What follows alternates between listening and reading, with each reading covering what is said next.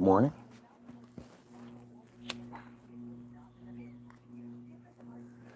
Pedophiles, kill yourself. I think that's a good greeting and a good sign off. Hadn't thought about it that way, but yeah, why not?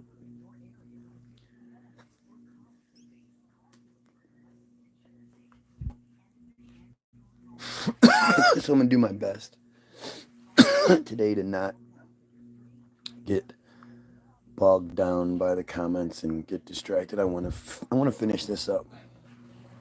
And really,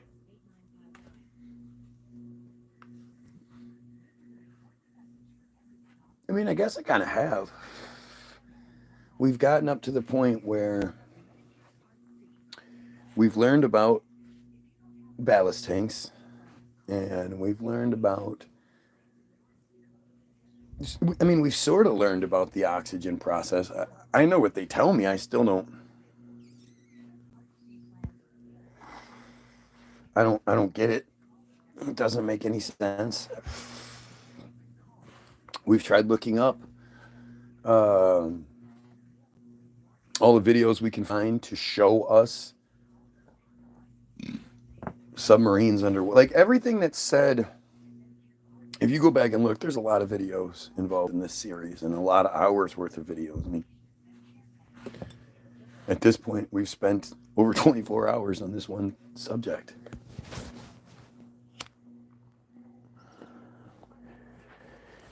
And so there's a lot of a lot of things that get brought up that have been addressed.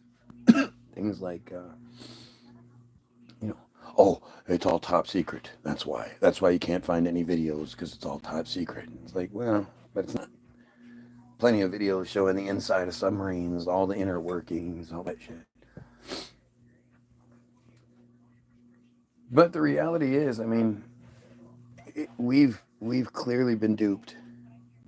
Well, in my mind, we've clearly been duped. I can't speak for what you think. I can't speak for whether or not you've you've been given enough information. Personally, I don't feel like I've been given enough information. you know, I just, when you're telling me you're pulling oxygen out of water through electrolysis, like that's a really fascinating thing.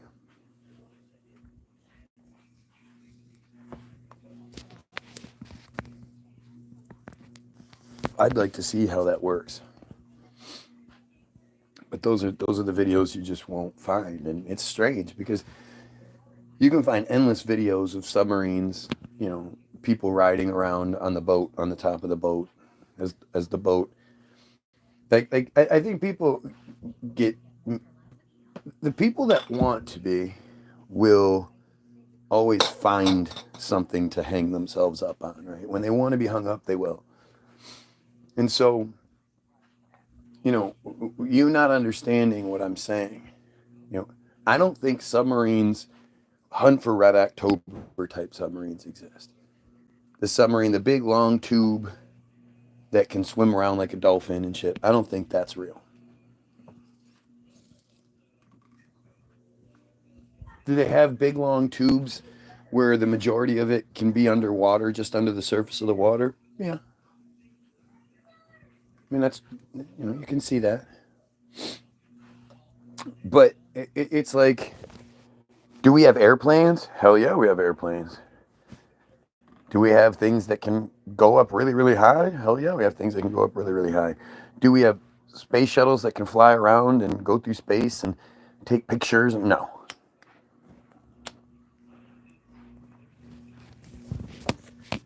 And that's the difference here. I know that we have boats. I don't think we have what they say we have. And the thing is, like it's interesting to look at the history of it, because you realize that, like, they don't even really try. There's this really short section that covers the first sub in 1620 up until the 1950s. Like there's a section there where we there's a few different designs. The only one that's successful is the Cornelius Drebbel sub in 1620. And then there's stories that don't quite make sense. Like in 1850, they could build a submarine that could go down 103 feet and spend 4 hours underwater and open a hatch on the bottom that they could then harvest oysters and pearls and shit from. Like, I don't believe that. And I don't understand how that works. And the thing is, I've had lots and lots of trolls, lots and lots of skeptics, whatever, that come through, but they don't bother trying to explain this. It's not like I'm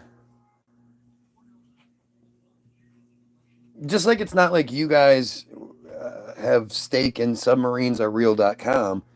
I don't have any stake in submarines aren't real. Like I just want to know the truth.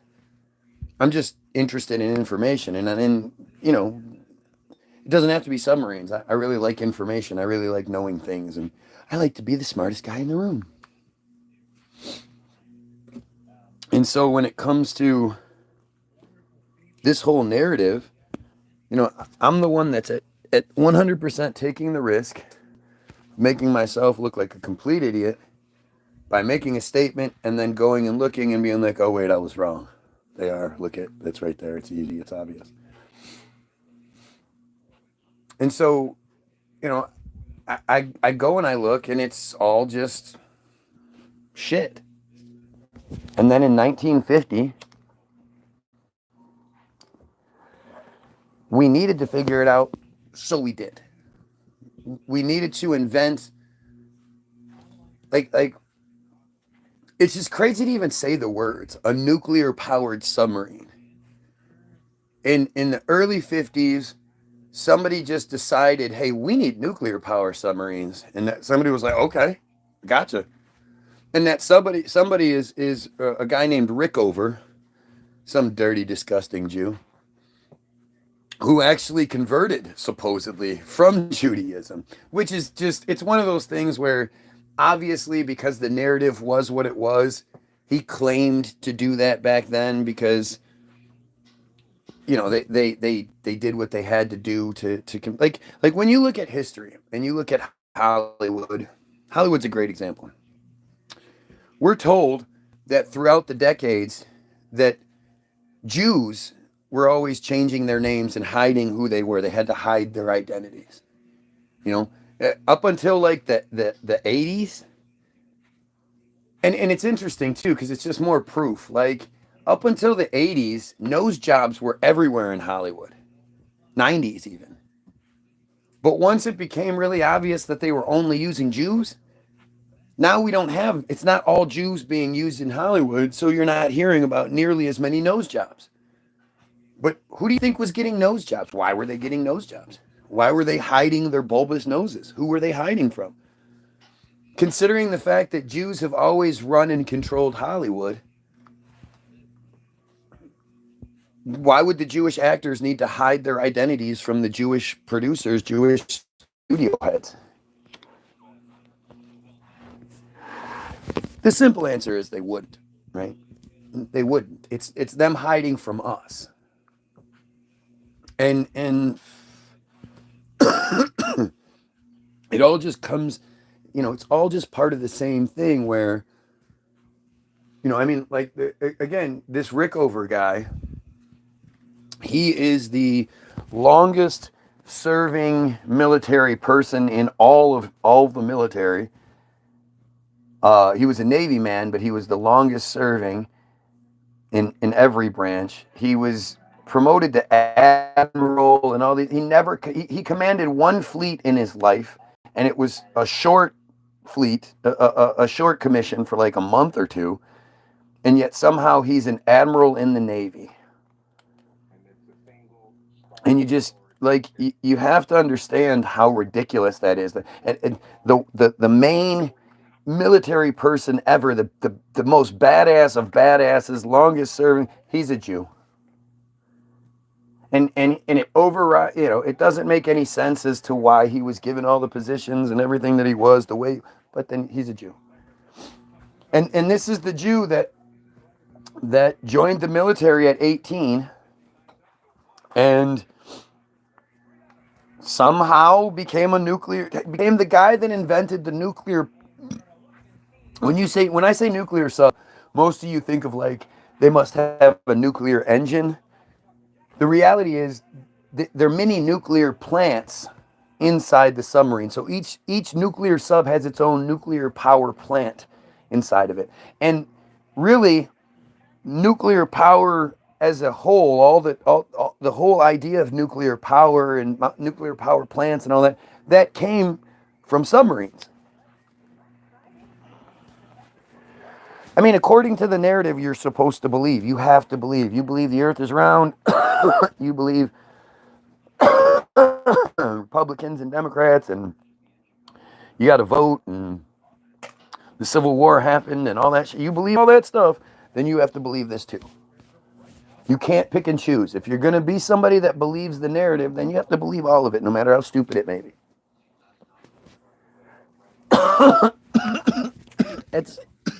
At the same time, if you're going to question the narrative, then you need to question all of it, not just the things you don't like.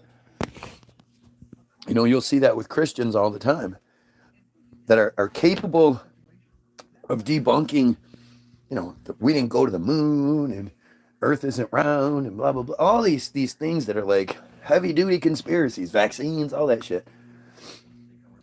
Even Tartaria, the people that believe in Tartaria. Yet somehow 2,000-year-old Christianity snuck through. You just said the Civil War didn't happen. Yes, I did. I'm gonna just talk about one example of the Civil War. There's lots of them, but one example. First of all, you have the dumb goyim. Only 1% of the population was wealthy enough to own slaves, supposedly at the time. So you have the 1% that is somehow convincing all of the dumb goyim beneath them to fight and die in these supposed wars and battles and shit for ideals that they couldn't even prosper from. Kind of like it is today. Rich Jews getting the goyim to fight, war, die, kill each other for entertainment, for who knows. What did I miss? Now the Civil War is real. What the fuck? The Manhattan Project was nuclear weapons, predated nuclear subs by about 7 years. Yeah, sure it did. The Manhattan Project is part of it. Yes, it's all actually part of the same thing. Just seriously, just looked it up. Anyway, we're going to talk about one thing real quick, the Civil War. I always think it's funny when people rock their Confederate flags, and it's like the Confederacy was 4.5 years. It lasted 4.5 years and got its ass kicked. You can't think of a better example of Southern pride than that. Over 500,000 people lost their lives in the Civil War. Right. I know that's what you're told. Right. Which is a great example of we're told that when white man invaded the Americas, there were 100 million natives in North and South America. As at least 100 million natives. We're talking about roughly, 500, 600 years ago. All those 100 million natives, a good portion of them had babies. The white people came and spread like cancer, having baby after baby after baby. Bringing black people over and them making them have baby after baby after baby. All these people having billions and billions of people would have existed here in the Americas since white man invaded. And yet, where are all the bodies? Where are all the dead bodies? We supposedly find burial sites that 2,000 years ago. This dates back to minus 322 BC. Blah, blah, like it's fucking stupid. What? Oh shit! I'm sorry. Yeah.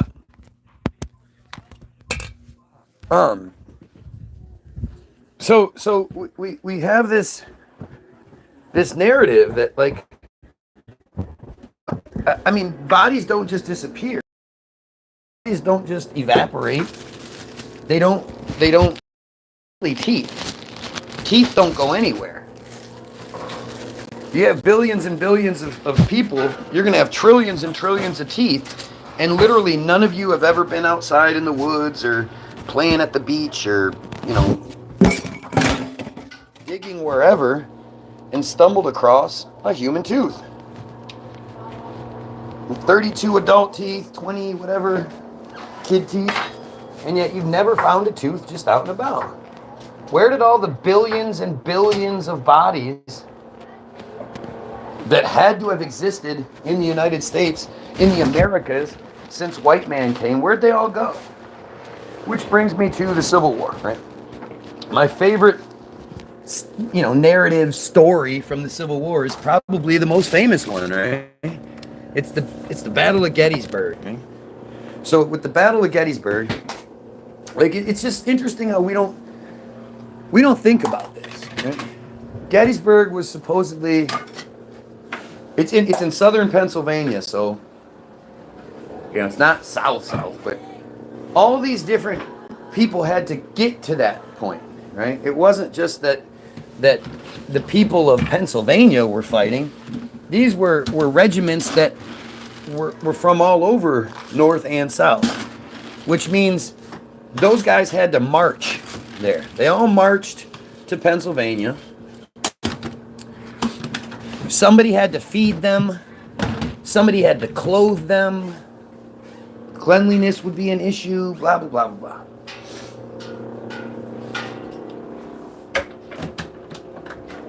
To think that like we don't talk about where did they sleep, where did they how these guys doing these marches to get from one place to another. It doesn't make sense. But what they did was they marched to Gettysburg. On the first day of fighting, it was a 3-day battle. On the first day of fighting, there were as many as 20,000 casualties. Most of them, the majority of them, were on the South. You wrote this down again? No, the South had the casualties. So I asked my teacher one day, my history teacher, it was in like 8th, 9th grade, something like that. Because we always hear these great stories, right? That the soldier was on the battlefield and he had been mortally wounded in battle, so he got out his pen and paper and he decided as he's lying there dying on the battlefield that he wanted to write his lover one last message. And of course, remember, these are all like hillbilly mountain people and this is the 1800s hillbilly mountain people who've been tricked into fighting some goofy shit so rich people could own slaves. You're welcome. So I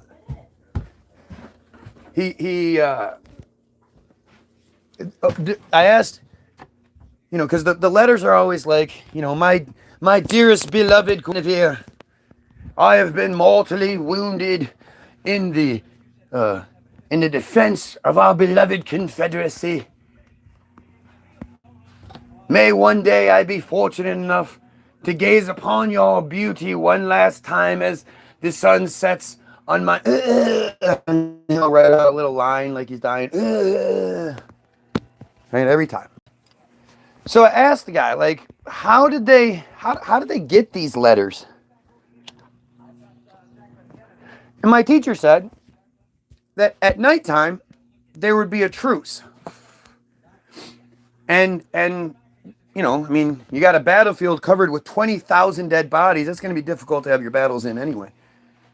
But they would call a truce, and then by the light of torches and moonlight, I guess, I don't know, each side would walk around and collect their dead and clean the battlefield off for the next day. At nighttime, the difference between gray and blue, right? And to just think, like, to remove 20,000 dead bodies from a battlefield, you'd marched your way there, You'd fought all day. Now you're going to clean up a battlefield all night. So the next day you can fight again, and some 8,000 casualties are collected. Again, mostly on the southern side. They clear the battlefield again that night. And then on the third day, it's about 2,000. The Confederacy's wiped out. About 30,000 casualties on the Confederate side. And then the regiments all, they split off and they go marching somewhere else and whatever.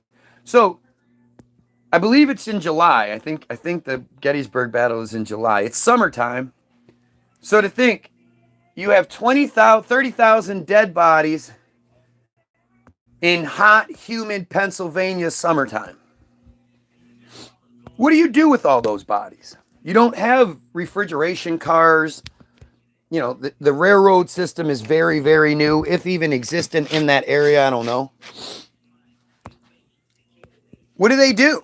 Well, the official narrative is that they buried all of those bodies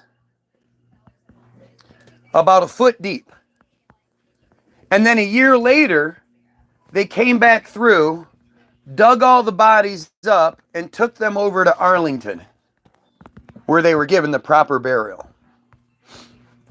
This is in the 1870s. Like, this is shit you just haven't, thought about this. Oh yeah, lanterns, that makes it so much better. If it's a lantern as opposed to a torch, I'm giving you the benefit of the doubt and saying it's a large flame, the torch. You're saying it's a lantern, and by lantern light, you're going through in pitch black, picking out who the bloody gray suits are and the bloody blue suits are. Look at it. They buried them a foot deep and then came back and dug them back up so they could rebury them. That's a narrative you accept?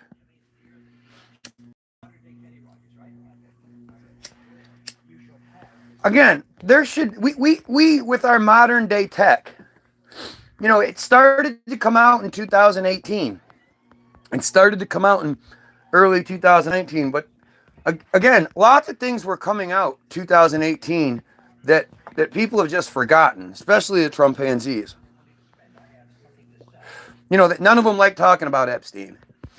None of them like talking about COVID and all that shit, and why they gave us COVID. But shit was starting to come out everywhere. We were starting to see these inconsistencies in the narrative, and we were talking about it.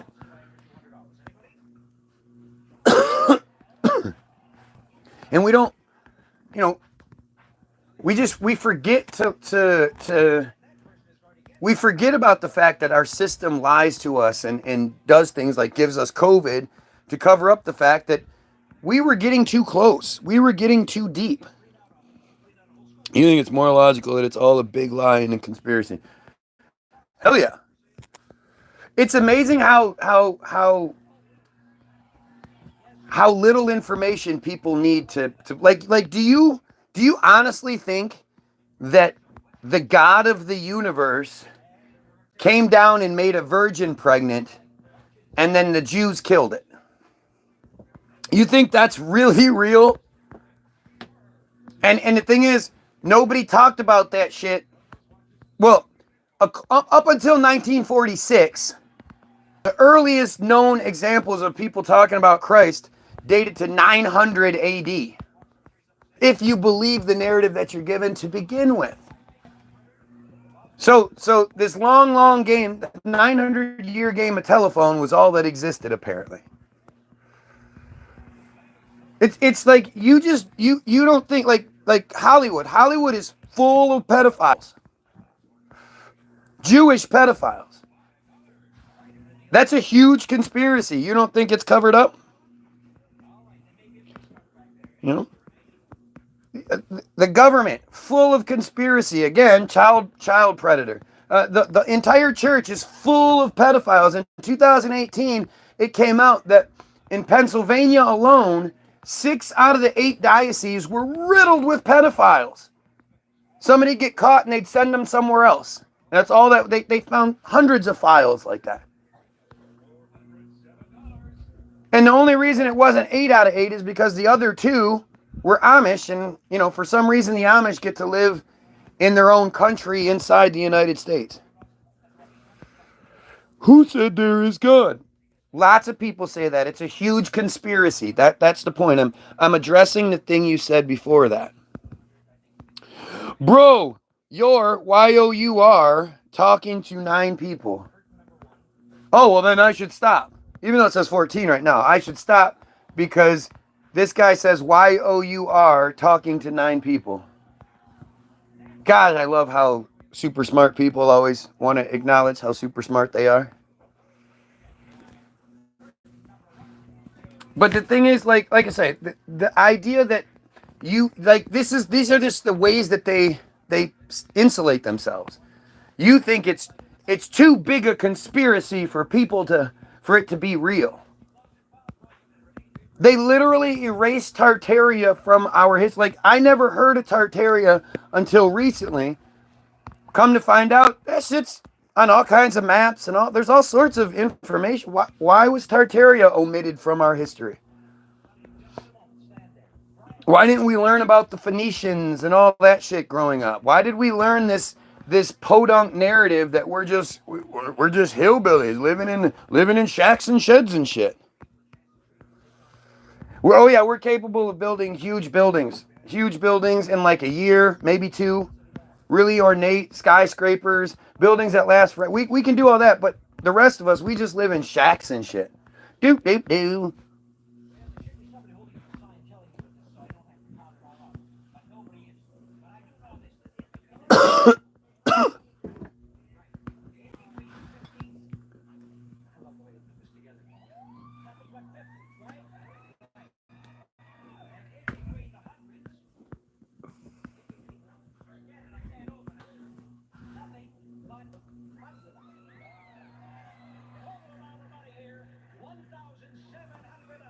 Nice. That's a lot of money back in those days. Think about what I'm saying. Okay, so this is one of those things that I'm always going to ask people. If I'm wrong, point to what I'm wrong. Don't bring attention to how stupid you are by telling me you're wrong. You're talking to 9 people. You're blah blah blah. Whatever.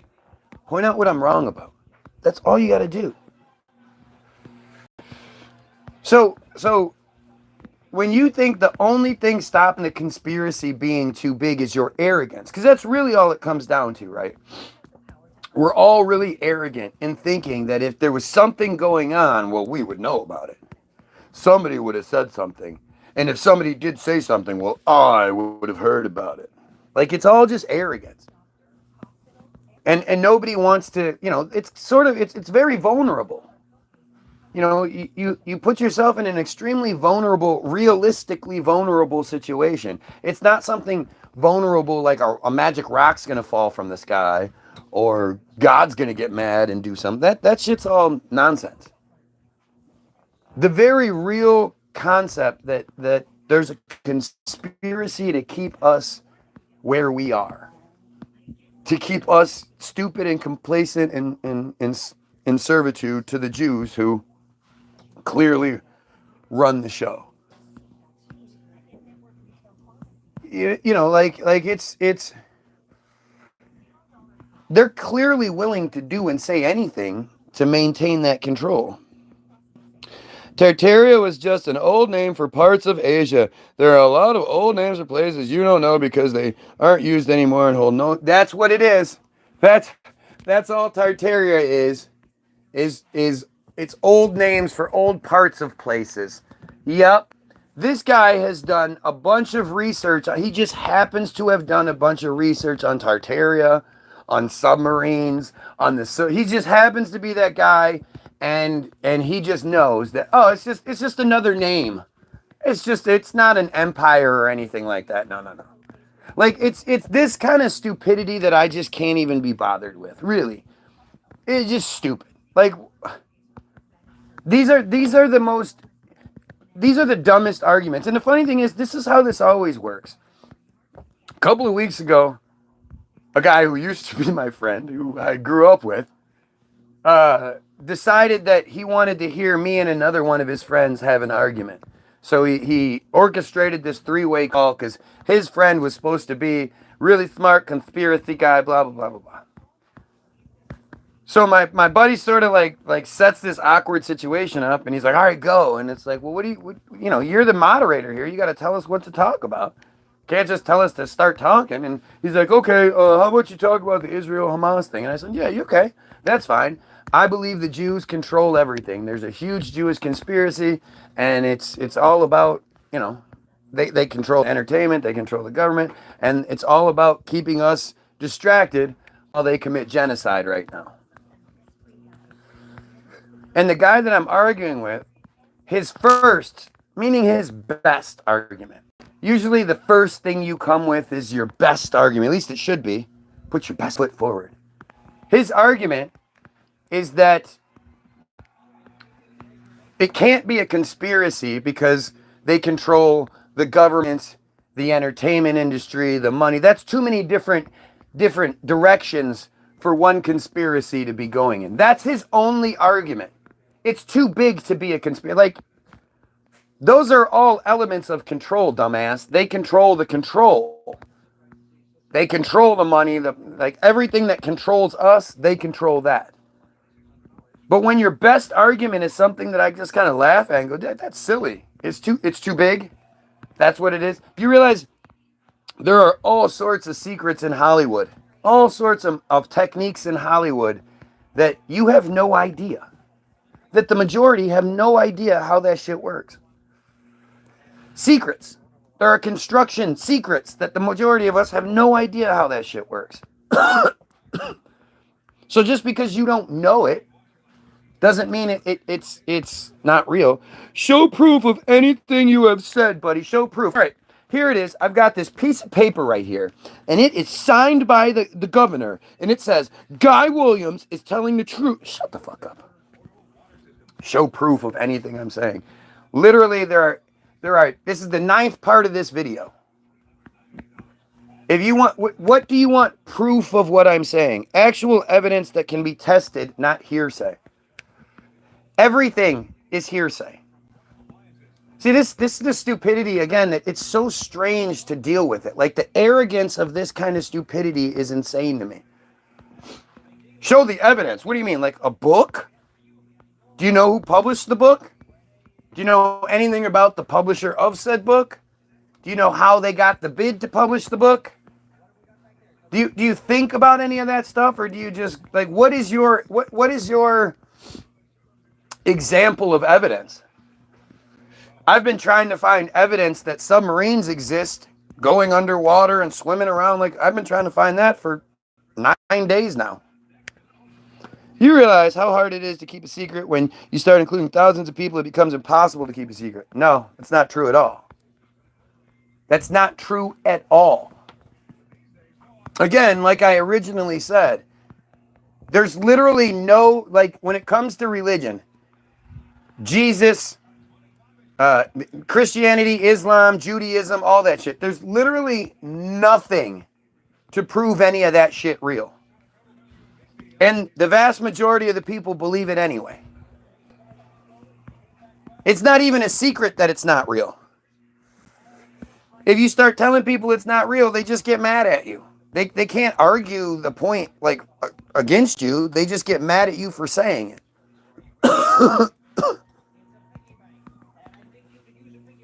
And it's like, wow. The narrative, again, the only argument this guy has is that it's too much of it's too big. All you need is the people at the top to know the truth. Especially with the way our hierarchy system goes. And then we also know that, like, in the past 10 years or so, hundreds of holistic doctors who were pushing against the narrative that we were being given, happy people who had families and all that, they start suiciding themselves, huh? Some of them even shooting themselves in the head twice. All suicides. Like, it's really interesting how when people want it to be, like Trump supporters, right?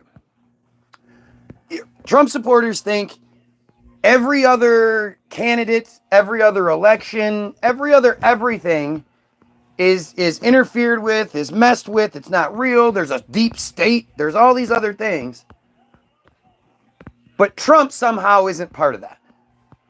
Christians think every other religion is fucking stupid. How could people believe such shit? Blah, blah, blah, blah, blah. And yet their religion is very similar to a lot of things, and it's an open offshoot of Judaism. But they believe everybody else to be just lunatics, crazy, wacky lunatics. How could you believe something so insane like Islam when Jesus is clearly the way? That is correct. It's taken on faith. I'm an atheist. I won't argue that religion isn't real. Yeah, right. But it's like people believe it. We can be manipulated very, very easy. Do you understand? Think about this. Christians, Catholics, Christians believe that Jews, a completely different religion that is actually the bad guy in their Bible, the bad guy in the Bible is your God's chosen favorite people. And that religion looks down on you. Like that religion thinks the Jews are, or the Jews think the Christians are just fucking dumb goyim shit. No different than cats, dogs, pigs, cows, tables, chairs, doesn't matter. We're all here to be used by them. They have tricked the majority of the United States population into believing the bad guys in the Bible are actually the good guys. Do you not understand how ridiculous that is? When you start understanding just pieces, just little bits and pieces, especially if you say you're an atheist, this should blow your fucking mind because you don't understand how people believe such nonsense to begin with. But to think that like how can you don't think people can be easily manipulated? People believe there's a James Webb Space Telescope out there taking infrared pictures that a computer passes the information from the James Webb Space all the way 1 million to 1.5 million miles through space to the computers here on Earth that then decipher the infrared imagery and make a pretty picture out of it, or print out the schematics that a professional artist then creates the pretty picture out of. You believe it. Everybody believes it. People will argue with you till they're blue in the face about the James Webb Space Telescope, and you go, "Do you know anything about it?" Hey, where is the James Webb Space Telescope? Well, I don't know. It's out space somewhere. It's whatever, dude. What do you mean? What is it? Like, you don't even understand the just like how Christians don't understand the fundamentals, the origins, where their religion comes from. The people that believe in science don't understand where their religion comes from. They don't think about it. Most of the scientists that are telling you about the universe and all that are Jews. Yeah. They believe in Judaism. What's up, dude? Nothing. I was just asking Mom something. What, dude? Can I have something to eat? Yeah, bud. Haven't you had something to eat? I have the cheese. That's it. You didn't have toast? I had toast, but I'm hungry. Grab a balanced break or a banana. Grab something. You can grab something. I'll grab a carrot. Grab No, you're not going to grab a carrot. Unless you're going to go peel it for him. Go peel it for him. But religion doesn't have evidence to support it. You can prove that Jesus or Muhammad was a real person, but that doesn't prove God. You can't even prove that Jesus or Muhammad were real people. See, the issue that I'm going to run into with you and with everyone else, right,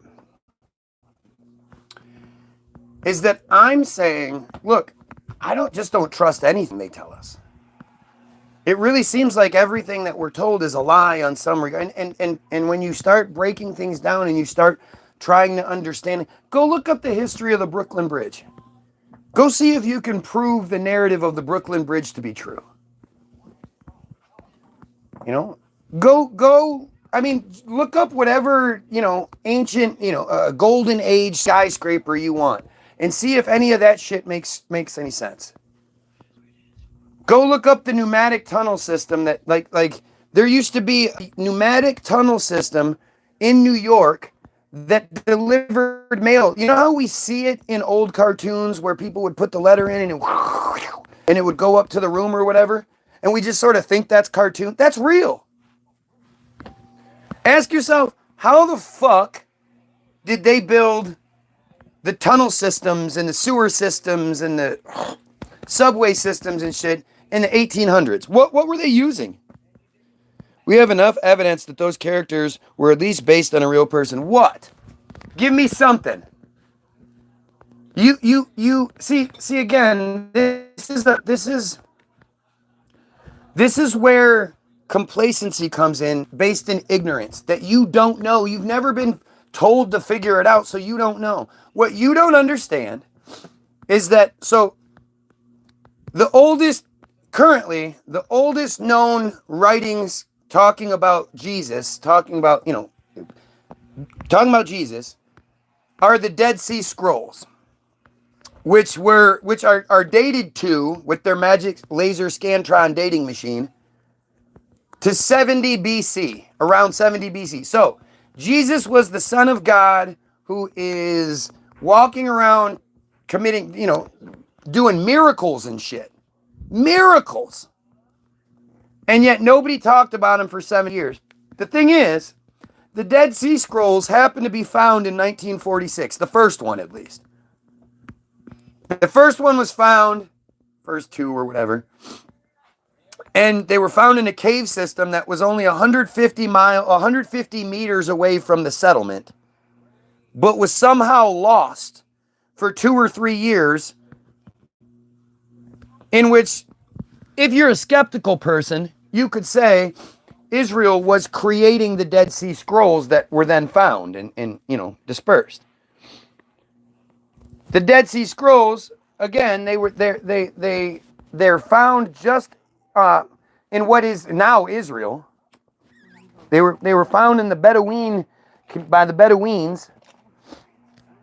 And everything about the Dead Sea Scrolls is actually Jewish. It's all Jew stuff. But prior to the Dead Sea Scrolls being found in 46, just 2 years before Israel, it's over. The earliest examples of Jesus being talked about is from around in the 900s, like I said earlier. The 900s AD. Nobody had been writing down or talking about Jesus for 900 years. It was just a 900-year game of telephone. And then, like I say, when just before they go establishing Israel, they find the Dead Sea Scrolls that are all Jewish.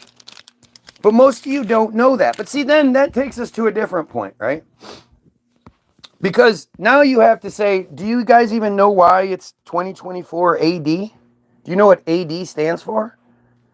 Most of you will say it's after death, but it's not. It's what is it? Anu denoim. What is it? Can I look it up real quick? I don't ever remember.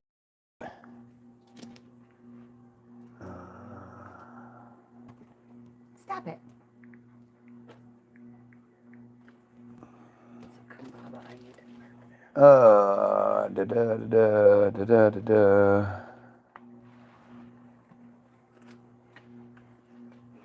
It keeps telling me it's an ad. I'm not. Okay, it's Anu Domini. That's what it is. Anu Domini. I'm going to remember it from now on.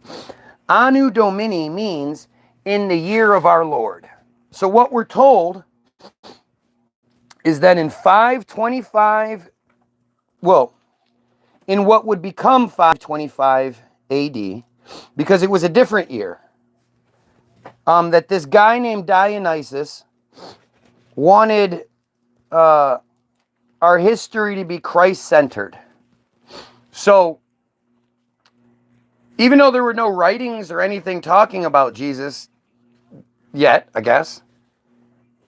He still wanted it to be Christ-centered. So again, I'm not sure what year it was, but he somehow went to the library, used Google or whatever. He calculated that, I mean, I don't even know, like, that the year of our Lord was 525 years ago. Again, this is what we now call 525 AD. So, all you historians out there, you know the technology we had. These are hut people, supposedly, that could also build amazing castles and churches and shit and aqueducts and all that stuff. But he somehow comes up with this calculation, then takes it to the powers that be in Italy. It's this little guy in this little town in Italy somewhere. They don't have lights, they don't have anything, but he takes it to the powers that be. The powers that be go, you know what? We agree with you. It's now 525 AD. Everyone change your dates and then go back and change all your historical records and all your narratives so that we get so in 2024, they will know that stuff happened in minus 220 BC, because we got to keep accurate historical records of this. The other thing is, we're also told that the concept of zero wasn't invented until around the 600s in India. But it didn't get to the Western society until 11 to 1300 AD. So maybe I'm just stupid, but I ask myself, how did they do any sort of math, let alone calculate the date, if they didn't even know about zero? Zero wasn't anything. That's why there is no zero. That's why it goes from 1 AD to 1 BC. Or negative, minus BC, whatever. That's your like official history. If it was BC, that means before Christ. Earlier changed to before Common Era. I didn't say anything about BC yet. Let's see. 900. Nope. You're wrong. You are wrong. The only ones that exist are that they were from the 900s. They were the, what's it called? Oh fuck, I forget what it was called. But the thing is, this is where, to me, like, this is all distraction bullshit. It's like, if you think it's 2024 and we have accurate history from 2,000 years ago that was written on parchment paper and shit like that, papyrus, you're an idiot. I don't know what to tell you. To think that anything survive, like, it's just such stupid. Like, the whole thing is stupid, especially when you start going down the Tartaria rabbit hole and you start realizing the idea of these resets, that something clearly happened and set us back a little while. Restarted things and put the Jews that are now Jews in charge. Something happened in the 1800s that I think it's the late 17s, early 18s, something happened that we had to reset from. So anything prior to that is bullshit. Just like anything after that is bullshit if the official narrative doesn't tell you that's what happened. That's the thing about me is the more I read, like I always say, the more you know, the dumber you sound. The more I read, the more I realize, it's amazing how often it fails. My wife is very skeptical and doesn't just agree with the thing that I'm talking about. And, yes, there are submarines, blah, blah, blah. But then, after 9 days of research, it's at the very least, it's frustrating on her side because why can't I find it? Why can't I simply prove that it's like the Earth shape argument? Go ahead and prove it's round. Other than pretty NASA pictures, you prove it's round. And you'd be surprised how difficult that is. And you would think it would be so much easier. But it's just not. That's just not how the world works. Right? And you have to start questioning what you're being told when it all just contradicts itself. It's all Brooklyn Bridge. And I go and then, you find out who the architect was that did it. And come to find out, it was this guy who was a German immigrant, who started a colony inside the United States. And after a bunch of years as a farmer in this colony, he was like, you know what, this isn't working out so well. So he just started building bridges. And prior to him building the first iron metal suspension bridge, we were capable of when they would sail boats down and they needed to move a boat from one place to the other over land, instead of having a bridge to be able to, do what they needed to do, they would pull the boat out, cut it in half, put it on a railroad car that would then be pulled over a mountain by donkeys. And for years, they were doing it that way instead of being able to build a bridge. And you start hearing these stories and you hear, okay, so he made this 162-foot suspension bridge, the first metal suspension bridge, 162, 182 feet, something like that. He did it somewhere between August and April in Pennsylvania during the winter, and the previous bridge had been taken out by ice flows. So the previous bridge was there. He had to remove the previous bridge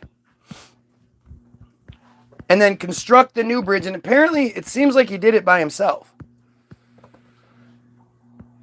He made the metal lines and all. Like it's just crazy to think. And he did this all in this 8-month window over the winter. Like it's hard to sort of do it justice without actually reading the narrative to you. But when you start hearing Karen, what's up? When you start hearing the narrative that's given to you, it's stupid. It's like the submarine narrative. Let's go back to it. The first submarine, do you guys understand this? According to history, this isn't some conspiracy Guy Williams crazy shit. According to history, the first submarine was created in 1620 by a guy called Cornelius Drebbel, and it was successful. Even the King of England at the time rode in it. And even though they were the only people that had this magical technology that can make them travel underwater safely, the military of the time didn't deem it worthy, didn't see any evidence of and this is a story that you'll hear over and over again in the submarine narrative. Every time there's this amazing advancement, the military, the powers that be at the time, are like, nah, we don't see any use in that. And it just disappears. And the next submarine wasn't invented for another almost 100 years. And the first military submarine was this thing called the Acorn, which is it's fucking stupid. Like this is where you and I differ, right? Because I listen to the narrative that I'm given, I read the narrative that I'm given, and I'm like insulted that they would try to pull something so stupid on me. They called it the Acorn because it was literally shaped like an acorn. It was a one-man vessel that a guy, they didn't even think to say, he used his feet to turn the pedal. Nah, he used one arm to crank the propeller to move the submarine. He's doing this the whole time while he's steering with his butt cheeks. He's operating pedals with both feet, and his other arm is also cranking and raising the boat. And like, it's the stupidest fucking narrative. And it's so dumb, you know it's dumb, because there's multiple pictures of the actual sub was lost, but it's been recreated multiple times, and every single recreation looks different. Well, why do they all look so different if they're based on the original designs?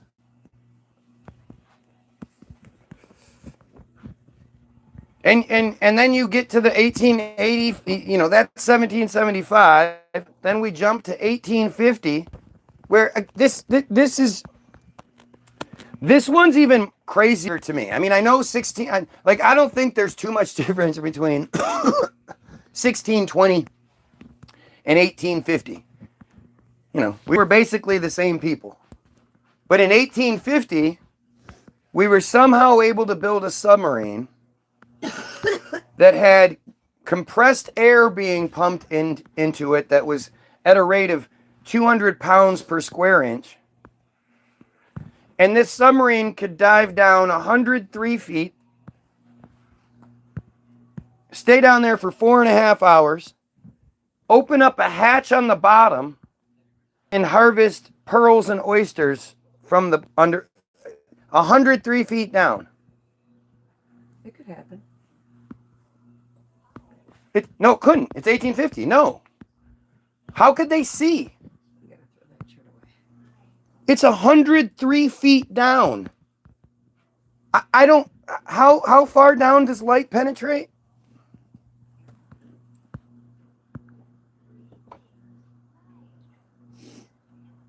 How far does light penetrate water? Oh yeah, by the way, I want again. Sunlight can penetrate the ocean up to 100 meters, but there's usually little significant light beyond 200 meters. Yeah, right around 100 feet.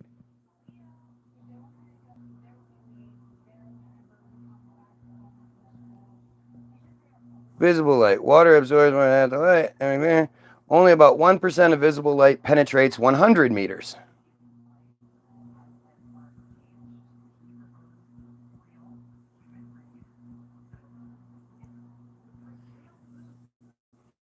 That's 1%. How much light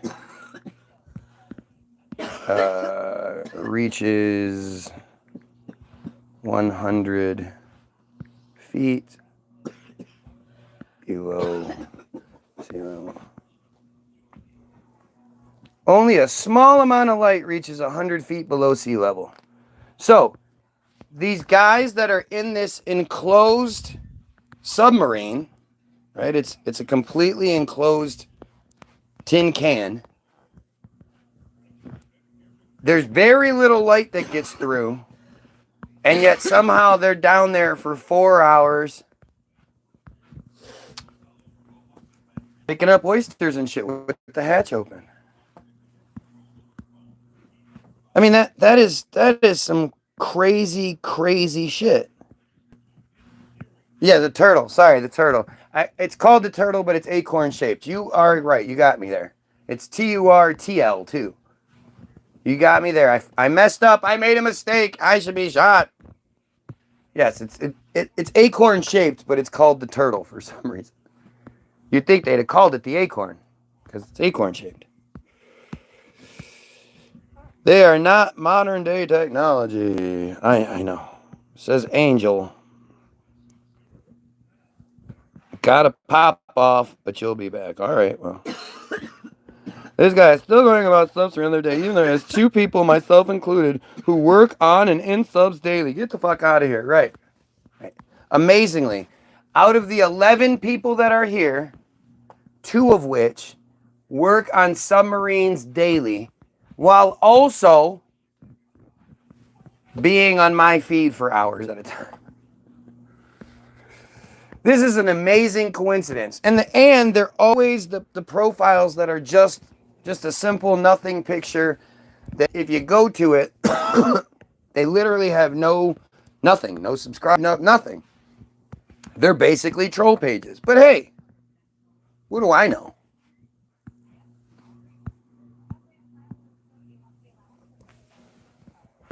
You know, he not only works on them, he goes in them while they go deep in the water, and that is who is on my YouTube page right now. We have somebody that could be out on a submarine right now, and instead, he's here defending submarines.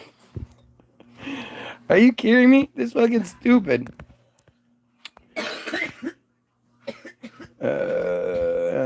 Yes, because I don't post comment. Because I don't post content, I'm a troll. Yeah. Yeah, the idea that you literally have a nothing page and you just happen, like, again, I'm not even gonna. The idea that you would be here is so ridiculous. Ridiculous. And that you, instead of actually making reasonable arguments and being like, well, there's this, explaining systems and all that shit, you just talk shit. Like, make any of that make sense. All you gotta do is say no. On all of them? Yeah. If they've been sold, they've been removed. You don't understand how algorithms work, huh? Yep, that's what it is. I don't understand. You do, though.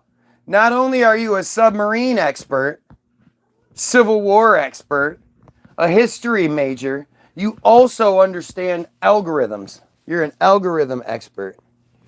Boy, are we lucky to have you on our feed. I did that the other day. There we go. So, oh, I just love it. It's like I can walk you guys through whatever door I want you to walk through. So, just like I say every time, if I call you out for, you being a fraud and that you haven't debunked anything, instead of saying, oh, I already did that, I'm not going to do it again, most people would be like, all right, here, let me have it. Like I've said the same thing that I've said in every single one of these. This is the part 9, and I've repeated myself many, many times because you never know who's watching. Some parts go together that need to be reset, all that stuff. Like it's just how that works. When you're having a conversation, especially a debate, a lot of times you might have to make the same point twice. But every single time I point it out, these guys go, no, I did it the other day. I did it the other day when I was here trolling you. I did, but I'm not doing that today. It's the same stupid shit it always is. Bro, we've been waiting for days for you to make sense. Yep. That's the thing. You just proved my point, right? I'm reading what I'm supposed to read. There's nobody out there that's questioning the legitimacy of submarines. I'm the only one doing it. So it's not like I'm looking at some conspiracy submarine page. I'm looking at what I'm supposed to read, and it's not making sense. You are 100% correct. When you have a second, because you're not, I know I mentioned it yesterday, but you were busy. How they get air in the submarine. They have an electrolysis machine. So first they distill the seawater to get the salt out of it, inside the submarine. Then they have a... Hello?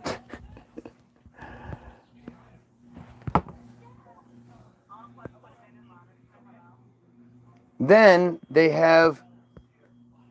The water then goes to another system where they run an electrical current through the water, and that separates the oxygen from the hydrogen, the O from the H.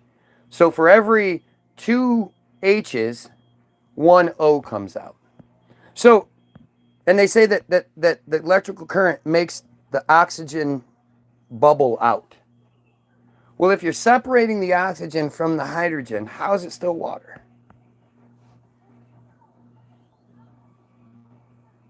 How could it be bubbling out? What process takes place? And so then you're left with, for every 1 oxygen you produce, you're left with 2 hydrogen. What do you do with all that hydrogen? You just pump hydrogen into the fucking ocean, I guess? Or how does that work? And all this takes place on the submarine. I mean, it's really smart shit. Super smart shit. I'd love to see how that works. I'd love to see somebody hit some water with electricity and then see it turn into oxygen and hydrogen. Like, that's stupid. If that's the case, why do we ever use compressed air? That seems like that would be you put that on somebody's back, some little housing, and put that on somebody's back, and then they just breathe seawater from on it. Why not? Like that's called electrolysis. So if all you have to do, like if you can do that, if you can hit water with electricity and then separate the oxygen from the hydrogen, shouldn't you be able to pump a room that's been vacuumed out, so it's a vacuum room, it's a like a vacuum chamber? Couldn't you just pump 1 part oxygen and 2 parts hydrogen into that vacuum chamber and create a bunch of new water? I mean, Cat Williams made the joke a long time ago that we know the recipe, but we can't make it. And that seems pretty kind of crazy when you think about it. It evaporates it. Yep. The electricity evaporates the oxygen out of the water, but leaves the hydrogen behind. The electricity makes the oxygen separate from the hydrogen and bubble up where it can then be collected, and now you have hydrogen left behind. You know, I have been shocked before through water. There was an electrical... Electricity travels through water. Right. There was electricity that was attached to a pipe that, when we washed our hands, we could feel like it felt like shot. Hydrogen wasn't coming out. It didn't separate. As the water went through, it wasn't getting separate. Was it just not enough current? Is that what it is? Yeah.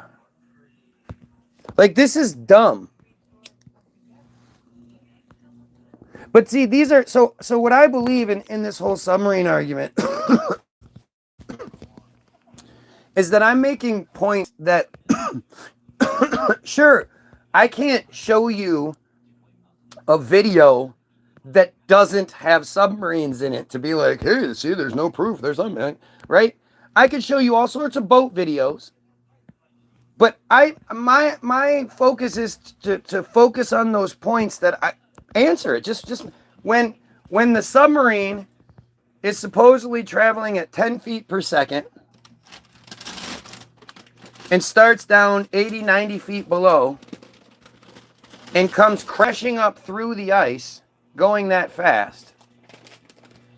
Why don't the people inside move even a little bit? Shouldn't they move? Don't you think there'd be some sort of... Yes. Why doesn't that happen? I don't know. How is it possible that doesn't happen? Think of a way that it would be possible for that not to happen. For there not to be any movement detected whatsoever. You say, oh, they're on a gyroscopic platform. There'd still be some movement. So how does that work?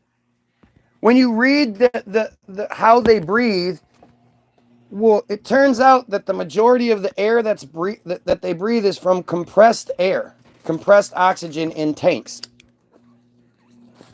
Yes, yes, they have this magical electrolysis machine, but that's not the main source. Yes, they have oxygen candles, at least so they say. So the other form is the oxygen candle, sweetheart, where it's a candle that burns, it's a chemical reaction candle that burns at 600 degrees Celsius and creates oxygen. That's the thing you're going to have in your compressed air submarine, right? Huh? Fire eats oxygen. Oh, it's a chemical reaction that they say burn. The literature was said it burns at 600 degrees Celsius. creating oxygen. But those are only to be used in emergency situations, and they've had nothing but problems every time they were used. I guess they were... Did we play games today? No!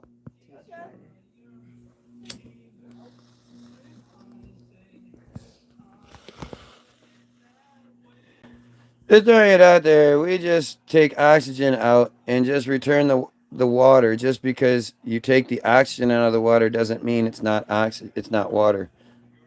Yeah, it does. Yeah. Water is two H's, two hydrogen atoms, molecules, and one oxygen molecule. So if you remove the oxygen molecules, all you have left is hydrogen, which isn't water.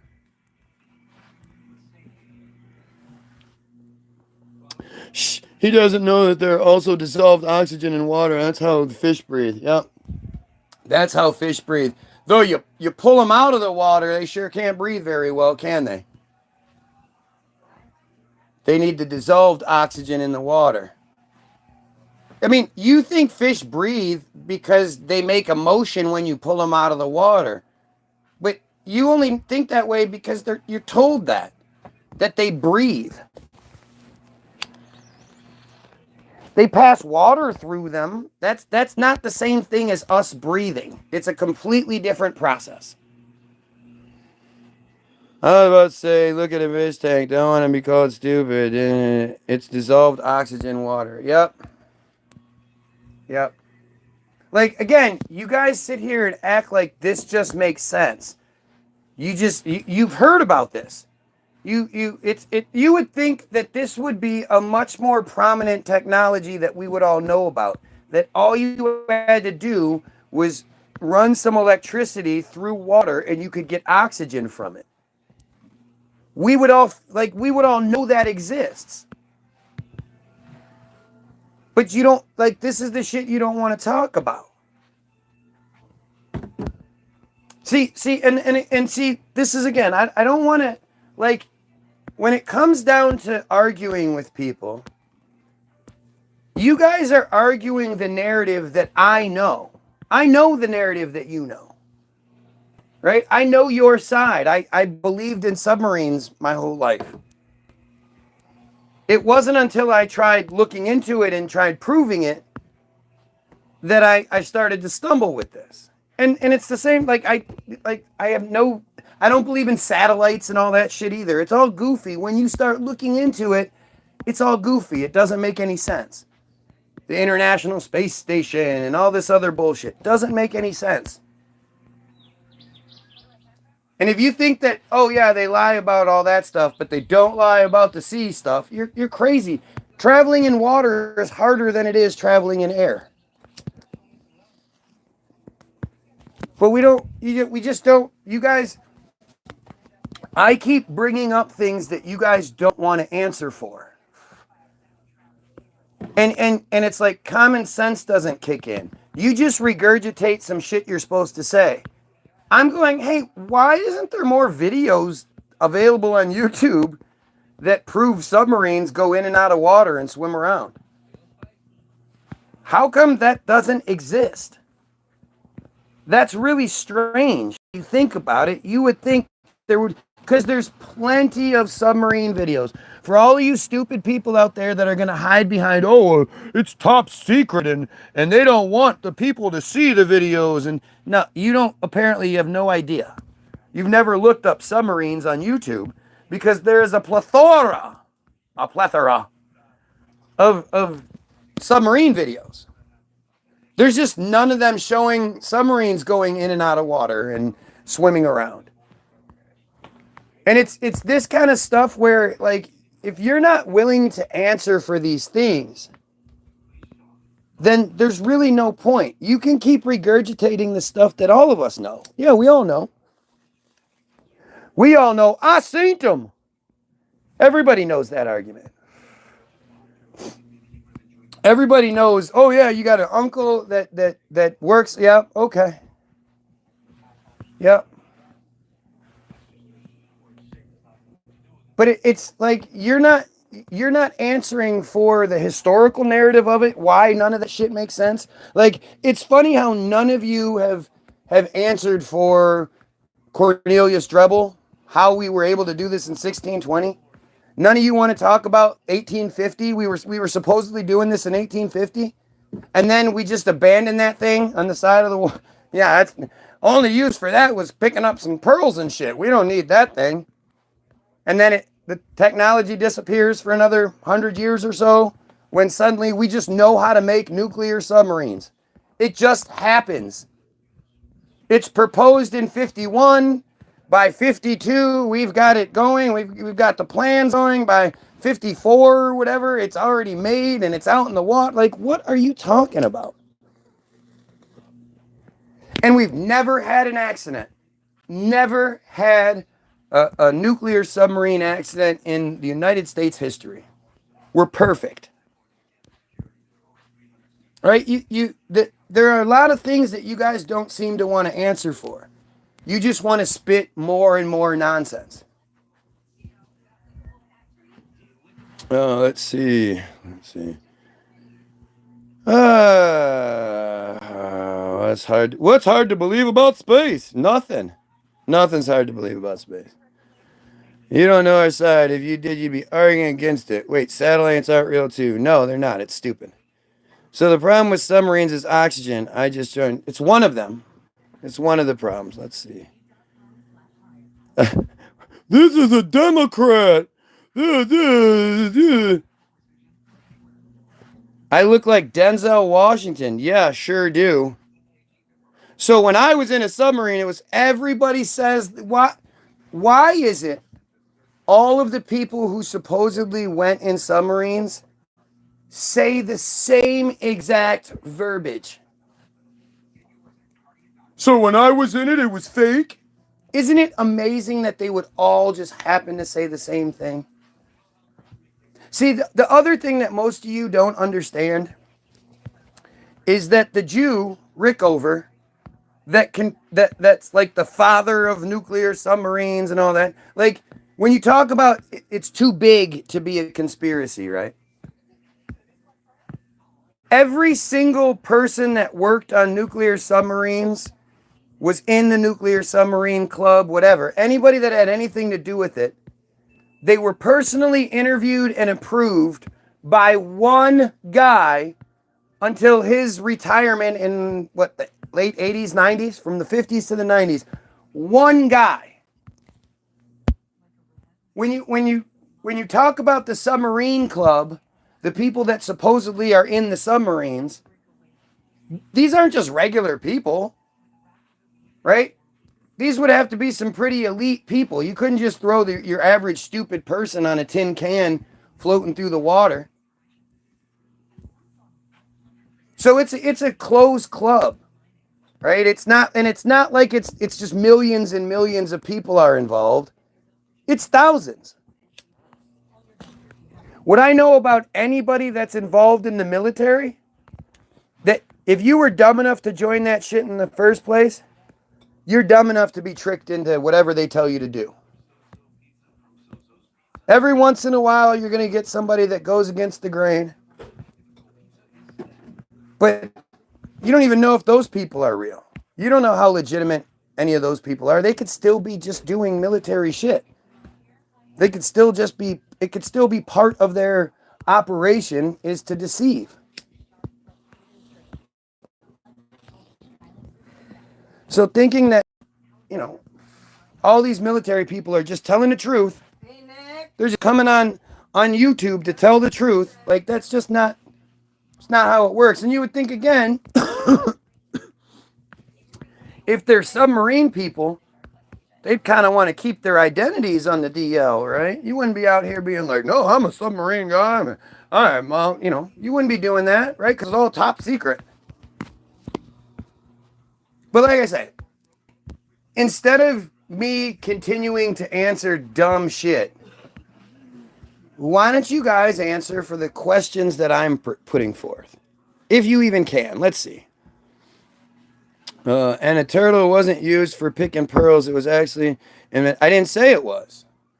The one used for picking pearls was 1850. See what I mean? Like this is why this is so difficult. Because desperation makes people say stupid shit.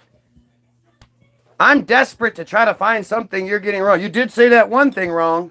You kept saying it was turtle. You kept saying acorn instead of turtle. Right. So now that's going to be the thing. But you're wrong. I didn't say that the 1775 goofy ass acorn shaped turtle sub was used for picking pearls. I'm not sure what you can mean. What the hell would millions of people around the world conspire to deceive you and so yeah, millions of people. Here we go. Isn't this sort of the same response that you get to any time you bring up anything and people haven't gotten to that level yet? Like the government is literally an organization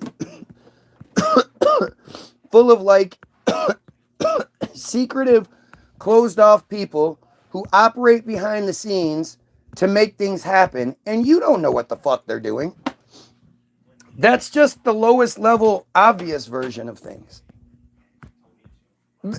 If you don't think conspiracies are real, like again, this is your arrogance coming into play.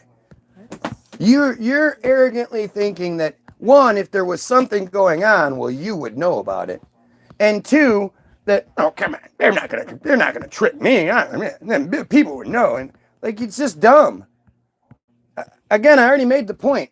Millions of people, billions of people believe in some sort of religion with absolutely zero evidence, zero proof, zero anything to back this up other than goofy stories. If you don't think people can be manipulated to believe things, I don't know what to tell you. Quick Google search shows that there have been 5 United States submarines that have sunk. No, we have not had any accidents with nuclear submarines. Quick Google search. So, if oxygen is a problem, do you assume submarines don't rise to the surface periodically? Well, I'm sure they do. But then, so now they have oxygen tank refueling systems aboard the sub that refill the tanks that take up all the space. And never mind that there are claims that the submarines can go underwater for months at a time. Months and months at a time without resurfacing. That's the claim that I'm talking about. Yup, I'm done. Good. You won't answer the question. Typical. What is the motive? So, again, the stupid. I've answered the motive plenty of time. The motive is to keep us in fear and in control, just like everything. You know, you understand that at the end of the day, no matter what we do, if we try to attack or revolt, whether it's by land, sea, or air, they have it covered. Under the water, above the water, they have us. Just like, I mean, you honestly think there's a space force? Do you know how stupid that is? You talking about the deep sea. See, again, this is one of these things where this shows you how stupid we are. The Jews love to convince us to be scared of invisible things. So instead of us, focusing on the government that we can see, that's right in front of us, the Lindsey Grahams and the what's his name? Whatever, Jake Sullivans and the Anthony Blinkens and the Bidens and the Trumps and all that. Instead of all those guys that we can see, it's not them, it's the deep state that controls them. Even Trump says it. That's where the term really got its legs from, is from Trump. I must have put it somewhere else. Trump tells you to believe in a deep state. Don't think it's us. Don't blame us. It's the invisible government. It's the invisible God / devil. It's the invisible rock that falls from the sky. It's the invisible pole shift. It's the invisible germs that make you sick. Boo, the germs. They have you believing in so much invisible shit, you don't even realize it. It's all about the invisible. That way they control the narrative 100%. Can't prove it any other way, right? If you control how people think, you control what they think. So if you have people believing that invisible germs get us sick, well then they're willing to take your ideas about immune. If I say, what's your immune system? What are you going to say? Point to it. Point to your immune system. Tell me what it is. Everybody goes, I don't know. Yet they can strengthen your immune system with their magical shots. Just take it. You need to just take it because the invisible germs are going to get you sick. The invisible super intelligent germs. These germs have to be super intelligent. They know how to adapt. They can live in your 98-degree body, or they can live on the 50-degree counter.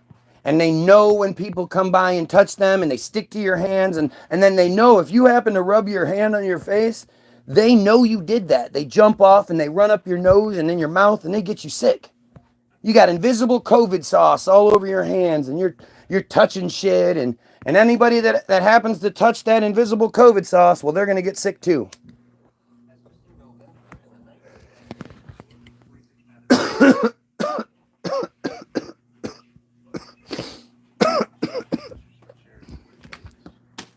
It's funny because I stopped believing in germs a while ago, and I haven't been sick since. I don't understand how it works, but yeah, I'm done before this turns into another Jew bashing slide. Yeah, fuck them. They're the worst. Remember, Jesus, like this is the same dumb bullshit that happens all the time. If I'm wrong about Jews, why doesn't anybody just tell me how and why? You would think with all of the shit I say about Jews, people would just be like, no, dude, you're wrong. It's this. No, what about this? Nah, you would think it would be that simple, but it never is.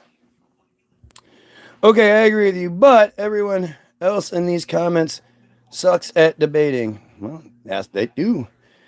You see the logical fallacy you have. If I ask your logic, you try to misrepresent my statement in order to not answer the question.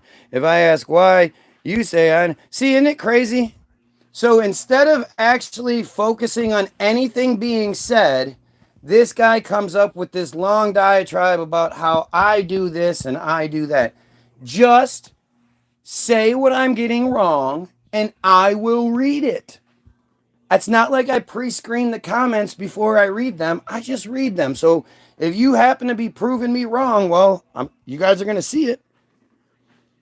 He's not debating. Yep, I'm not debating. I'm not afraid of submarines. Sure you're not.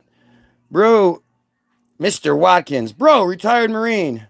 I have seen subs actively in combat drills, and I have worked with the Space Force as well. Wow! Angela, it just happens to work out that of the 12 people that are here, not only has this guy been on submarines, he's also worked with the Space Force. Friday morning, He's a polymath. Friday morning, 11 o'clock in the morning. He's a veterinarian too. And this guy happens to not, he just happens to be here. He's a polymath. You said they didn't exist. Well, there you go. Retired Marine. He's a retired Marine. Worked in the subs and in the Space Force. And with the Space Force. Gotcha. Runs a greenhouse too. Must have just retired because the Space Force is pretty new. Apparently, he thinks it's top secret. I think what's top secret? What do I think is top secret? I don't know. I don't know. Is this your little thing? Not invisible microscopic science. Not invisible microscopic science. Right. That you are well aware of and well versed in, and you know that the Jews in the coats, and it's just like religion. Literally the same shit as religion. You believe something that some goofy dressed Jews in faraway lands tell you to believe, and they're infallible. You're not allowed to question them. That's microscopic science. You go ahead, you look it up. You show me, make a video and tag me in it of you using a microscope and seeing COVID sauce on that microscope. And man, like, look, here it is. COVID sauce right there. You could see it with your own eyes. You don't have to trust the system.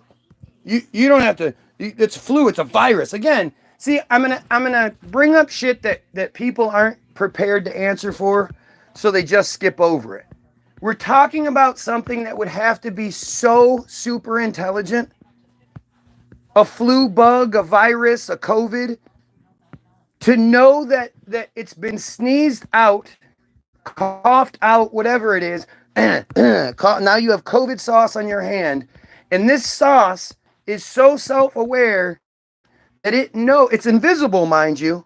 It knows it's self-replicating and invisible. That if you brush your hand along the countertop, or you grab the pen or a door handle or something, it's leaving a large portion of its self-replicating self now on that thing. And that thing is way colder than the inside of the human body where it initially came from. And now it just sort of hunkers down. While it's self-replicating, it hunkers down and it just waits until some other schmuck comes and touches it. Then it knows, grab on, okay, remember, it's invisible. Grab onto the hand.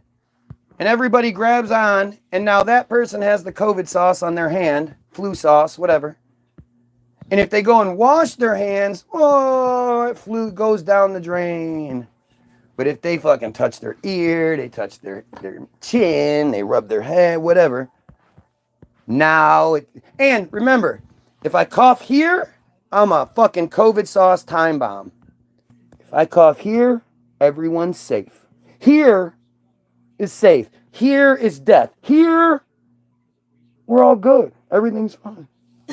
Here, I'm killing your grandmother. Do you understand how dangerous that is? It's the mask and the arm combo that's really the super safe. That's the extra super safe, but still, coughing like this keeps you safe. The super contagious thing can't make its way from here to here on its own. But if you hear, now you spread it everywhere. The utmost of reliability, however, is the shield. Or the face mask. Yeah, oh yeah. Then you're just... Because, you might have it on you or on your clothes or whatever, and you're not going to take that thing off at some point with those, like... The thing is, there are plenty of people that rejected the COVID narrative that should be dead and aren't. There are plenty of people out there that totally bought it, got fucking vaccinated and every booster possible, and they died. Specifically, supposedly, of COVID. How does that even work? Cocaine, a hell of a drug. Ha! Cocaine is a hell of a drug. Ha! Dave Chappelle said cocaine is a hell of a drug on a TV show like 20 years ago. And he just said it. Oh, that's creative and funny. Trump, we Indians, are we up? They do tell you just ignore it. That's what you're supposed to do. You yap so much, I forgot. Yep. What level of proof? Here we go again. The same person that keeps leaving these long comments about why they can't comment won't actually comment about what I'm getting wrong, but's going to say another bunch of shit. What could someone actually offer on a comment? That is beyond stupid. If someone says they have been on a submarine, you immediately dismiss it. Sure. That doesn't mean they should quit. If you have been on a submarine, then you can either confirm or deny anything I'm saying. Whether I believe you right off the bat. I mean, do you know how the internet works? Is this your first day? I know it's not your first day because you've been here multiple days.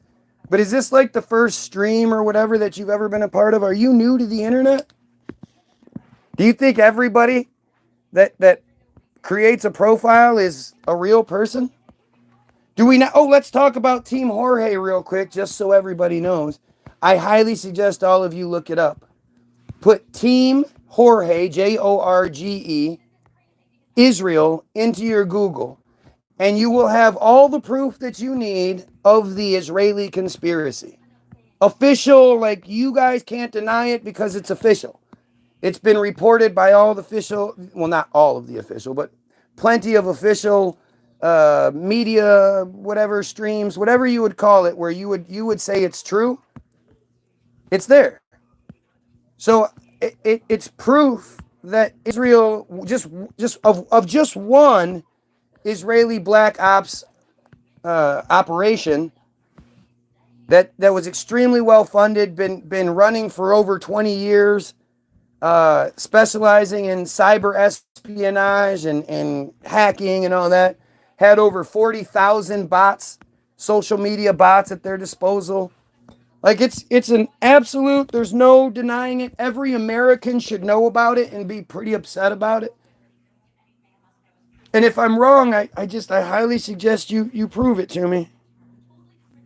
This is this is what welfare looks like. Those goddamn genius level viruses. That's what they would have to be. Dude, you need to chill. Like, how many people are gonna come on here and tell me I need to chill? I think I'm pretty relaxed. I mean, I can check my pulse and shit, and I know I'm not. My pulse isn't high, but it's not hard at all. I'm unvaxxed. I just sneeze straight up in the air so everyone is safe.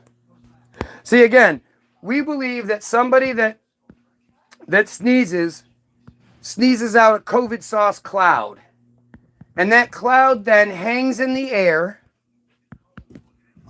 until somebody walks through it and breathes it in. And then, of course, the COVID takes into action. Or if they happen to be in a room with circulated air, a ceiling fan, or some air conditioning, like my neighbor said, this sneeze can travel 60 feet. So if somebody sneezes while you're eating your breakfast at the diner, while you're eating and you open your mouth, that sneeze can fly through the air and get, like, you're stupid. They have us stupid believing that shit. And the thing is, when I say it to you, it's not like anybody's denying what I'm saying.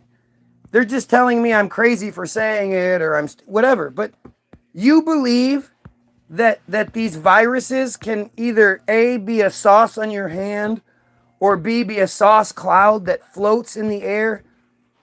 The thing is, cold and flu season is when it gets cold. You would think these things would be more successful living in 98-degree bodies, that when they get expelled, it would be warm outside. But no, they go from, like, basically cut the temperature in half, and they survive no problem, floating in the air. That's what you've been, tricked into accepting. And if anybody says it in any other, it's just like the Bible. All of the major religions, they're all Abrahamic religions. They all come from the same place. Jews made them. But Christians, there are plenty of religions out there that have basically the same narrative. They just have different character names. And because they have different character names, you call them stupid and crazy and, oh, how could anybody believe that? But let it be called Jesus or Yahweh. And everybody's like, no, that makes sense. It makes sense. The virgin got pregnant. Yeah. Virgin got pregnant, and her husband stayed with her because she was like, this is God's baby. And he was like, okay, I believe you. It's also stupid. How you wifes lives with you, dude, for real. Are you real? Is this how all Democrats look like? Like, you always know somebody realizes they're outmatched when they start arguing their own narrative. They just start saying dumb shit. Well, because I am a dumb Republican, that means you must be a dumb Democrat, right? I fall for one side of the... They say slap me with the left or right hand, and I pick one hand. Don't you pick a hand? They tell you to pick a hand. Don't you do it? Like, dude, I'm sorry you're dumb enough to fall for the illusion. And the thing is, when it comes to the illusion, again, Trump supporters are the same thing. They think every other politician, every other election, every other everything is bullshit. But their guy, their Jesus, that's real, that's believable. Yeah, never mind that he was best buddies with Epstein and then covered up his death. Never mind that. Yeah. Never mind he actually lost the first election by 2.7 million votes, and then the swamp that he threatened to drain put him in anyway. Never mind that shit. None of that matters. Never mind that so many people lost their livelihood, their businesses, all that shit because Trump locked everyone down through COVID. Never mind all that. You don't like those parts of the narrative. It's like, God, you're stupid. Why they tell you to vote for one of these two people and you go, okay, I have a choice, so I'm gonna. That's just amazing to me. Yeah, submarines, way more. He doesn't sound. He doesn't. This is normal. I come here to talk shit. LOL. Can you imagine how, like, miserable someone's life has to be? That they go, like, they could be doing anything. They could be learning. They could be progressing. They could be involved in something good. And instead they go around looking for truther streams so they can talk shit and end up looking stupid in the process every time. Like, can you imagine how miserable that would have to be? That's a weird element to this whole thing that I can't really relate to, which actually leads me to believe that the majority of it is bots, is the Team Jorge type Israeli bots. Because I just can't imagine real life people, you know, if you're such a loser that that's what you do with life, to then come here and not even be successful and just get sort of made fun of by the guy you're trying to troll. You know, that it has to be disheartening at least a little bit. Like I can't imagine how that works. LED is sauce. Come here, blah blah blah. See, I mean, again, is gravity real? No, gravity is clearly not real. I know you want to see my gravity demonstration. You guys ready? I'm going to disprove gravity for you on this live stream. You're going to be amazed. Ready? Look at that. Where's the force pulling my hair down towards the earth? Where is it? Oh, it's the static electricity. The static electricity overrides the gravity. Gravity is just as intelligent as viruses. They would have to be. Because gravity knows that when you're in space and you're a rock, you're supposed to revolve around another rock. And that rock is supposed to revolve around a sun. When you're on Earth, gravity knows to make you stick to the Earth. Unless you decide to jump, then gravity's like, okay, you can let go for a minute, but we're going to pull you back down. And gravity knows to keep trillions of billion pounds of water attached to a ball that's spinning at 1,000 miles an hour at the equator. Gravity knows how to do that, but also lets the butterfly fly and lets the cottonseed float in the wind. And gravity's amazing. It makes us stick, but it makes the balls revolve around each other. Gravity is super duper smart. Now, gravity can easily be explained by buoyancy and density, but people don't like that part. Like all the things well, here, I can show you gravity. Look. Oh, that's gravity, says Neil deGrasse Tyson. No, dumbass. That's density and buoyancy. The lighter is heavier than the air around it, so it falls down. That's not gravity. That's so stupid. The idea that like the lead science guy, that was his argument, like that's crazy. Few cards short of a day, I got him a job. Imran, when you work, he was not best buddies with Epstein. He had one, no, he was best buddies with him. Him, Stephanopoulos, and Epstein were known as either the Three Amigos or the Three Musketeers. Not sure which one it was. But they were seen together many, many times in New York nightlife for years, until Trump was told not to hang out with them anymore. But yeah, you don't like that part. And then Trump covered up his death. The Trump administration, they admitted, the CIA, FBI admitted that they found in every one of his residence, they all happened to be outfitted with the latest technology where every room was wired in, with audio and video to a control room in the house, all Israel technology, because Epstein was just an Israeli agent.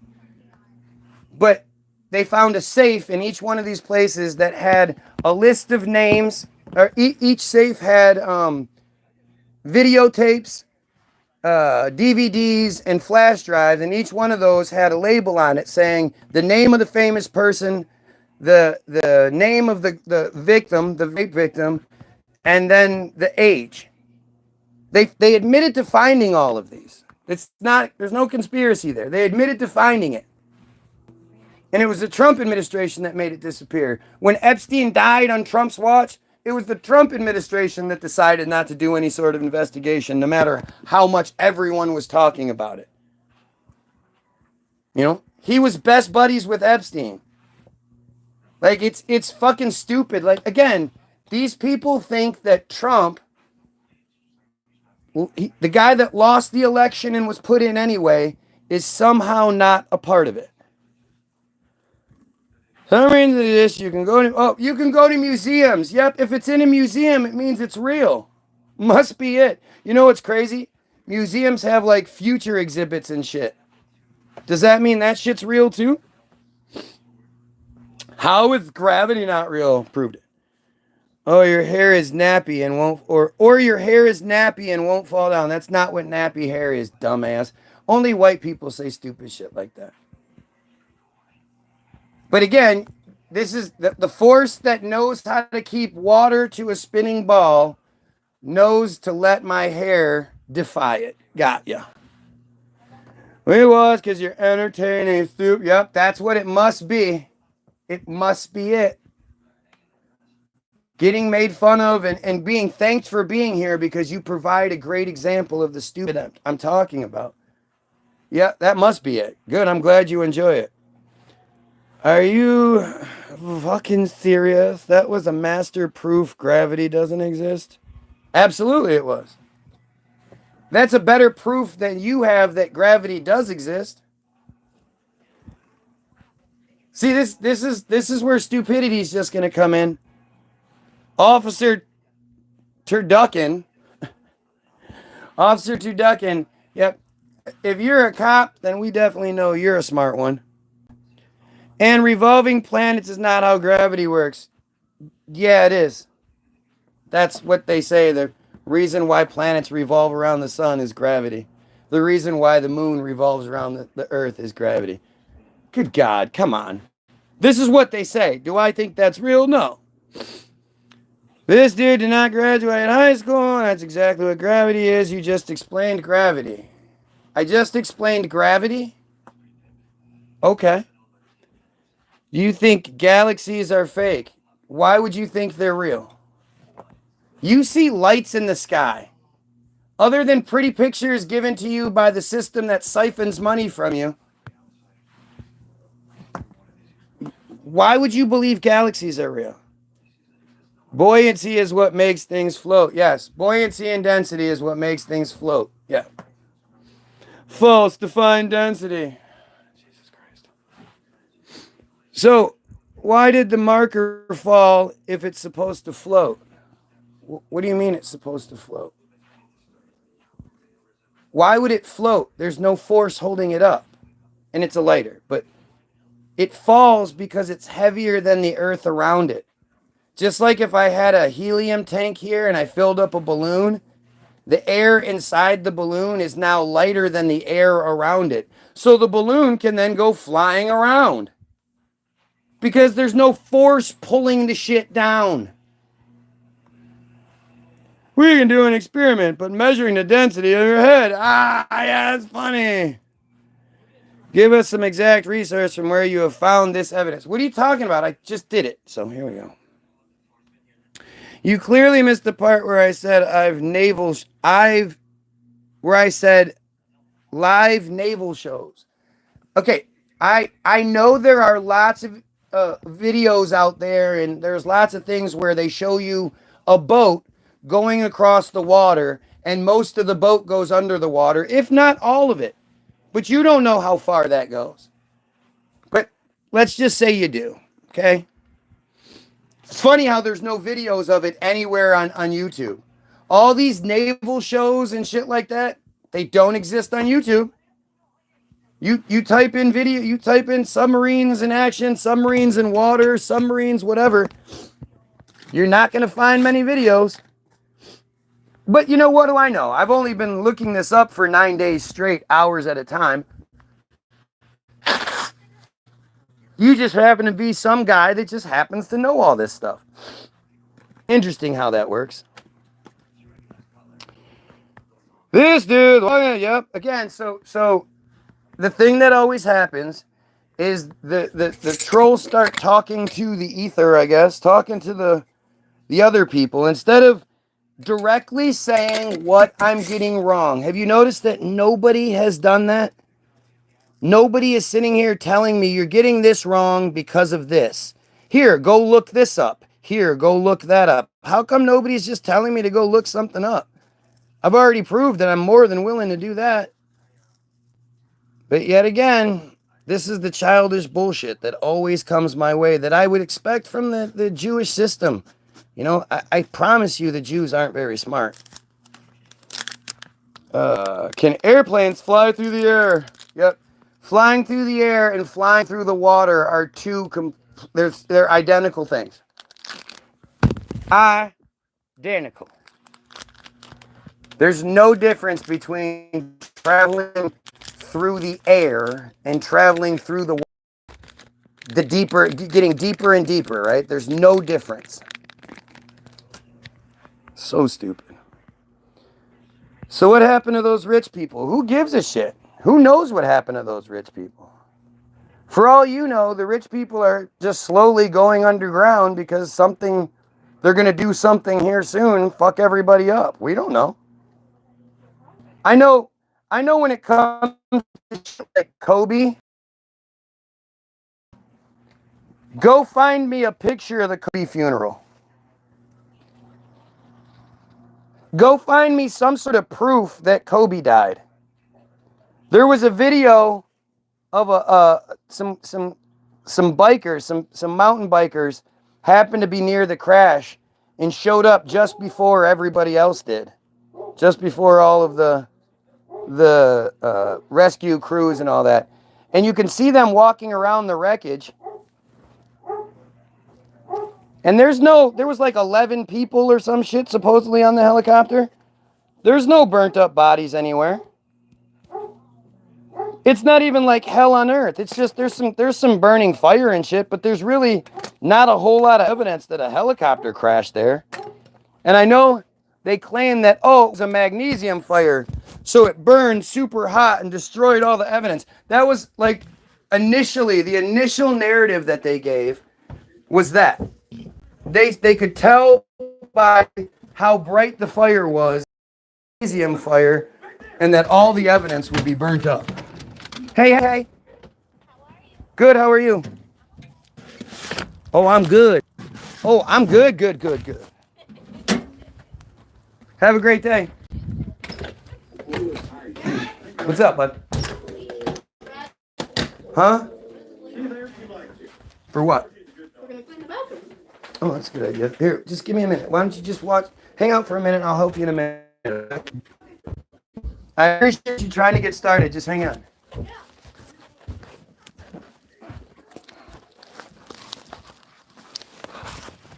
I can't remember what I was saying. Bro, take your meds. Not down your drugs. We revolve around the sun due to gravity, but the earth does not spin and make gravity. You want to know what you all believe? Let me tell you what you all believe again. Just like you all believe in invisible germs, you all believe, even the Christians believe this, funny enough. You believe that there was everything in the universe, which is like, you can't even fathom. Like, you can stand where you are and just spin in a circle, and that's a lot of shit that you can see. You multiply that by a gazillion, fulfillion, infinity, and you have everything in the universe.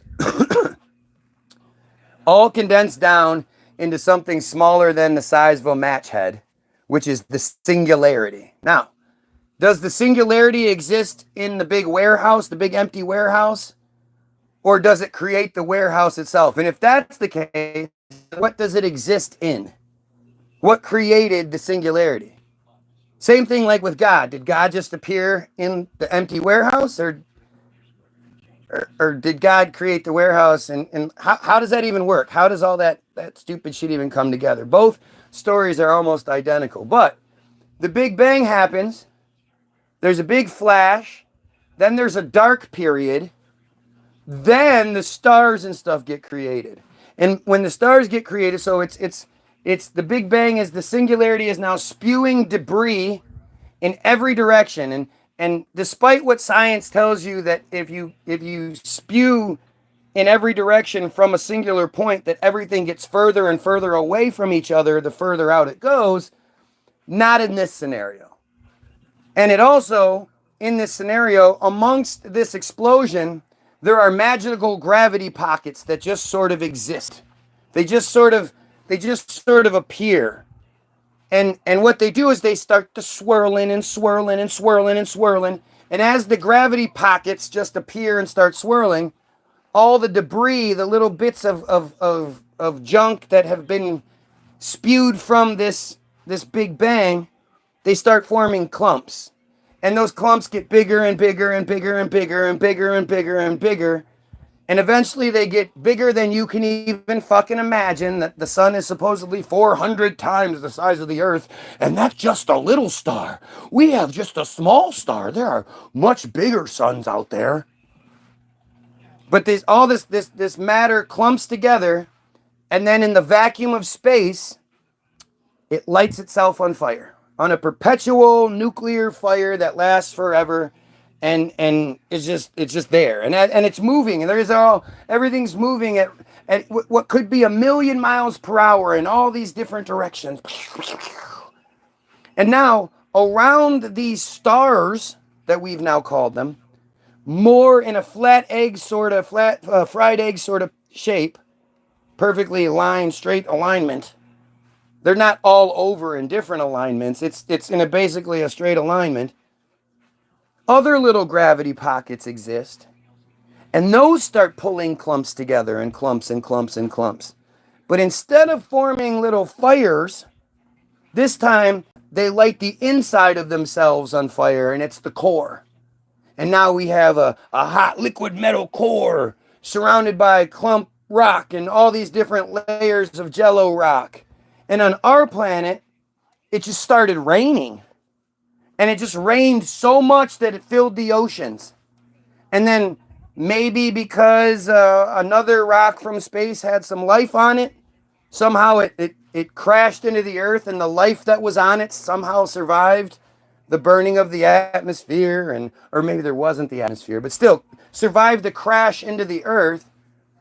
And it might have had a single-celled organism on it. And that single-celled organism mutated into a double-celled organism, which just mutated into a quadruple cell. And it just kept doubling and doubling, and eventually it turned into fish. And those fish decided to crawl out of again, just imagine a human suddenly being able to breathe water, go in the water and breathe. Well, suddenly, not just one, but at least two, I would imagine. Two of these fish walked on out of the water, had babies and shit that eventually turned into dinosaurs. Giant lizards bigger than we can even fucking imagine. Although we say elephants are the biggest creature that could exist on land without its body falling apart by the weight. Dinosaurs were much bigger, and a lot of them were plant eaters, apparently. Huh. But we had giant trees, and who knows. But at some point, another rock fell from the space. And this time it wiped out all the dinosaurs, except for some that hid really well, and I guess some flying ones. I don't know. But those end up turning into birds, chickens and shit, while more fish come out of the water. They turn into monkeys. The monkeys turn into people, and we know it. We're here now. We know it. That's the other example. That's what you believe. You believe if you don't believe that narrative, then you must not believe in gravity. Oh, force of extreme heat rising in a foreign fights gravity and then blah blah blah blah blah blah blah blah blah blah blah blah blah blah blah blah blah blah blah. Gravity isn't pockets in space. Mass creates it. Tard. Somebody that would call somebody else a tard is probably a dumb Jew. Probably. Because that's fucking disgusting. That you would involve that. Like that's some juvenile, disgusting Jew shit. That's what they do. You ever watch like the greatest comedians, the Patrices of the world, the Dave Chappelles of the world, the Cat Williamses of the world. You compare those to the Jew comedians, like Opie and Andy, right? Opie and Andy, they would just say disgusting, crazy shit to be shocking. Patrice would be on there and he'd be saying this philosophical shit, and they would all just kiss his ass, and he was just amazing. But Opie and Andy, they talk about butt jokes and fart jokes and that kind of shit. And you could just see this difference between talent in Patrice that got him there and Jew connections, uncle, grandfather, whatever, that got Opie and Andy where they were. And you see that just predominantly in comedy. You see that over, and there's no like brilliant Jewish comedians. Seinfeld's fucking funny, huh? Is he? Get out of here. You know what? You got me. I'm on board. Okay, behind you. What do we have to do? We have to unify. The Goyim have to unify and figure out a way to overthrow the Jews that control the narrative. At the same time, or almost beforehand, we have to figure out the dysfunctional nature that controls things. This dysfunction that's been put on all of us, that we've been taught that if we win the race, we're supposed to give our credit to God. That if we do good things, it's God's fault. And if we do bad things, it's the devil. And, we haven't been trained to deal with dysfunction. And until we deal with our dysfunctional selves, the next part's going to be really difficult. But people have to understand that it's okay that you call out the Jews. We all talk about it when we're not in behind closed doors. We all talk. Everybody knows that Jews control the money, the power, the entertainment industry, all that shit. We all know that. We all say it. Yet when it comes down to, well, hey, let's fix the problem. What's the problem? Oh, it's those same Jews. You've been controlled, and they say, oh, no. Wait, those are God's chosen people. I'm not supposed to say anything. I'm not allowed to talk about it. The Holocaust. And it just shuts everything down. And instead of you realizing like that's all just designs and lies and bullshit, it's the self-policing mechanism they put in place because they can't physically police us to make us like this. Just admit you weren't paying attention in high. Yep, that's what it is. I sound stupid because I'm reading you all sorts of stuff and stating facts and stating your narrative to you and then debunking it. Instead of just talking shit, I know what you know better than you do, and I'm debunking it. Gotcha. Reported for anti-Semitism. I'm very proud of my anti-Semitism because I know what those words mean, right? Semitism is complete. When the Jews think they own everything, which includes the word Semitic, which they don't. Somebody calls you anti-Semitic, you should be very upset. Anti-Semitic is a racist term. That's saying that you hate the Palestinians, the Iraqis, the Iranians, the Moroccans, the Syrians, the Egyptians, the black people on northern Africa. Those are considered Semitic people as well. And Jews don't own that whole term. However, the word Semitism means you have belief or predisposition to show Jews favor. Jews favor. It's supremacy. Nobody should get favor. We're all equal. Why would any one group get favor? It happens to be the same group that your God's chosen people. The bad guys in your Bible are the Christian God's chosen people. There's a difference there. So anti-Semitism is anti-supremacy. It was first coined in the 1880s for exactly that meaning. Because of the Jewish supremacy that was taking over in Germany, anti-Semitism was fighting that. And it was in 2021 that the Jews were so worried because people like me, I'm taking credit for it. I've been telling people for a good 10, 15 years, go look up the definition of Semitism. You'll be surprised. One day it dawned on me, hey, ANTI hyphen Semitism, well, capital SEMITISM. Anti means against. So what does Semitism mean? And at first, when I tried looking it up, I had to go through so many pages of anti-Semitism propaganda, anti-Semitism this, anti-Semitism that. It wouldn't give me the definition of Semitism. It took forever to find it. It works easier now because I've looked it up so many times. But, you know, I finally figured it out, and I've been telling people this whole time, they're not lying. When they accuse you of anti-Semitism, it's the truth. Because they only accuse you of that when you're not giving them the blind silence that you're supposed to give them. Only when you start talking about how fucked up they are do you get accused of anti-Semitism. Meaning you're speaking out of turn. You're not showing them the favor that they demand. So yes, it's true when they accuse you of anti-Semitism, but it's not what you think it is. It's like the term conspiracy theorist. It was invented by the CIA to prevent people from talking about the Kennedy assassination. They put this term out there and put this negative spin on that to counteract the people talking about the Kennedy assassination. And that made the conservatives, the old stuffies, when they would, oh no, I'm not a conspiracy theorist. Oh no, that's terrible. I'm not that. It worked really well, and they learned it from anti-Semitism. And in 2021, they officially changed the spelling of anti-Semitism from ANTI, lowercase, all lowercase, hyphen, capital, SEMITISM, to now just ANTISEMITISM. And the reason for them doing it, you can find this, well, I don't know if you can still find the story. I found the story. There's a reason. I mean, if you look, it was officially changed. So if you can find why it was officially changed, I'm telling you, they had government congressional meetings over this.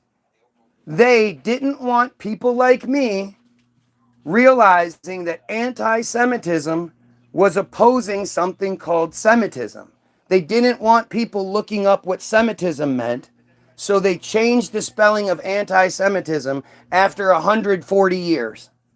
You tell me something else that the spelling changes because they don't want us to, that they change the spelling of. Just tell me that.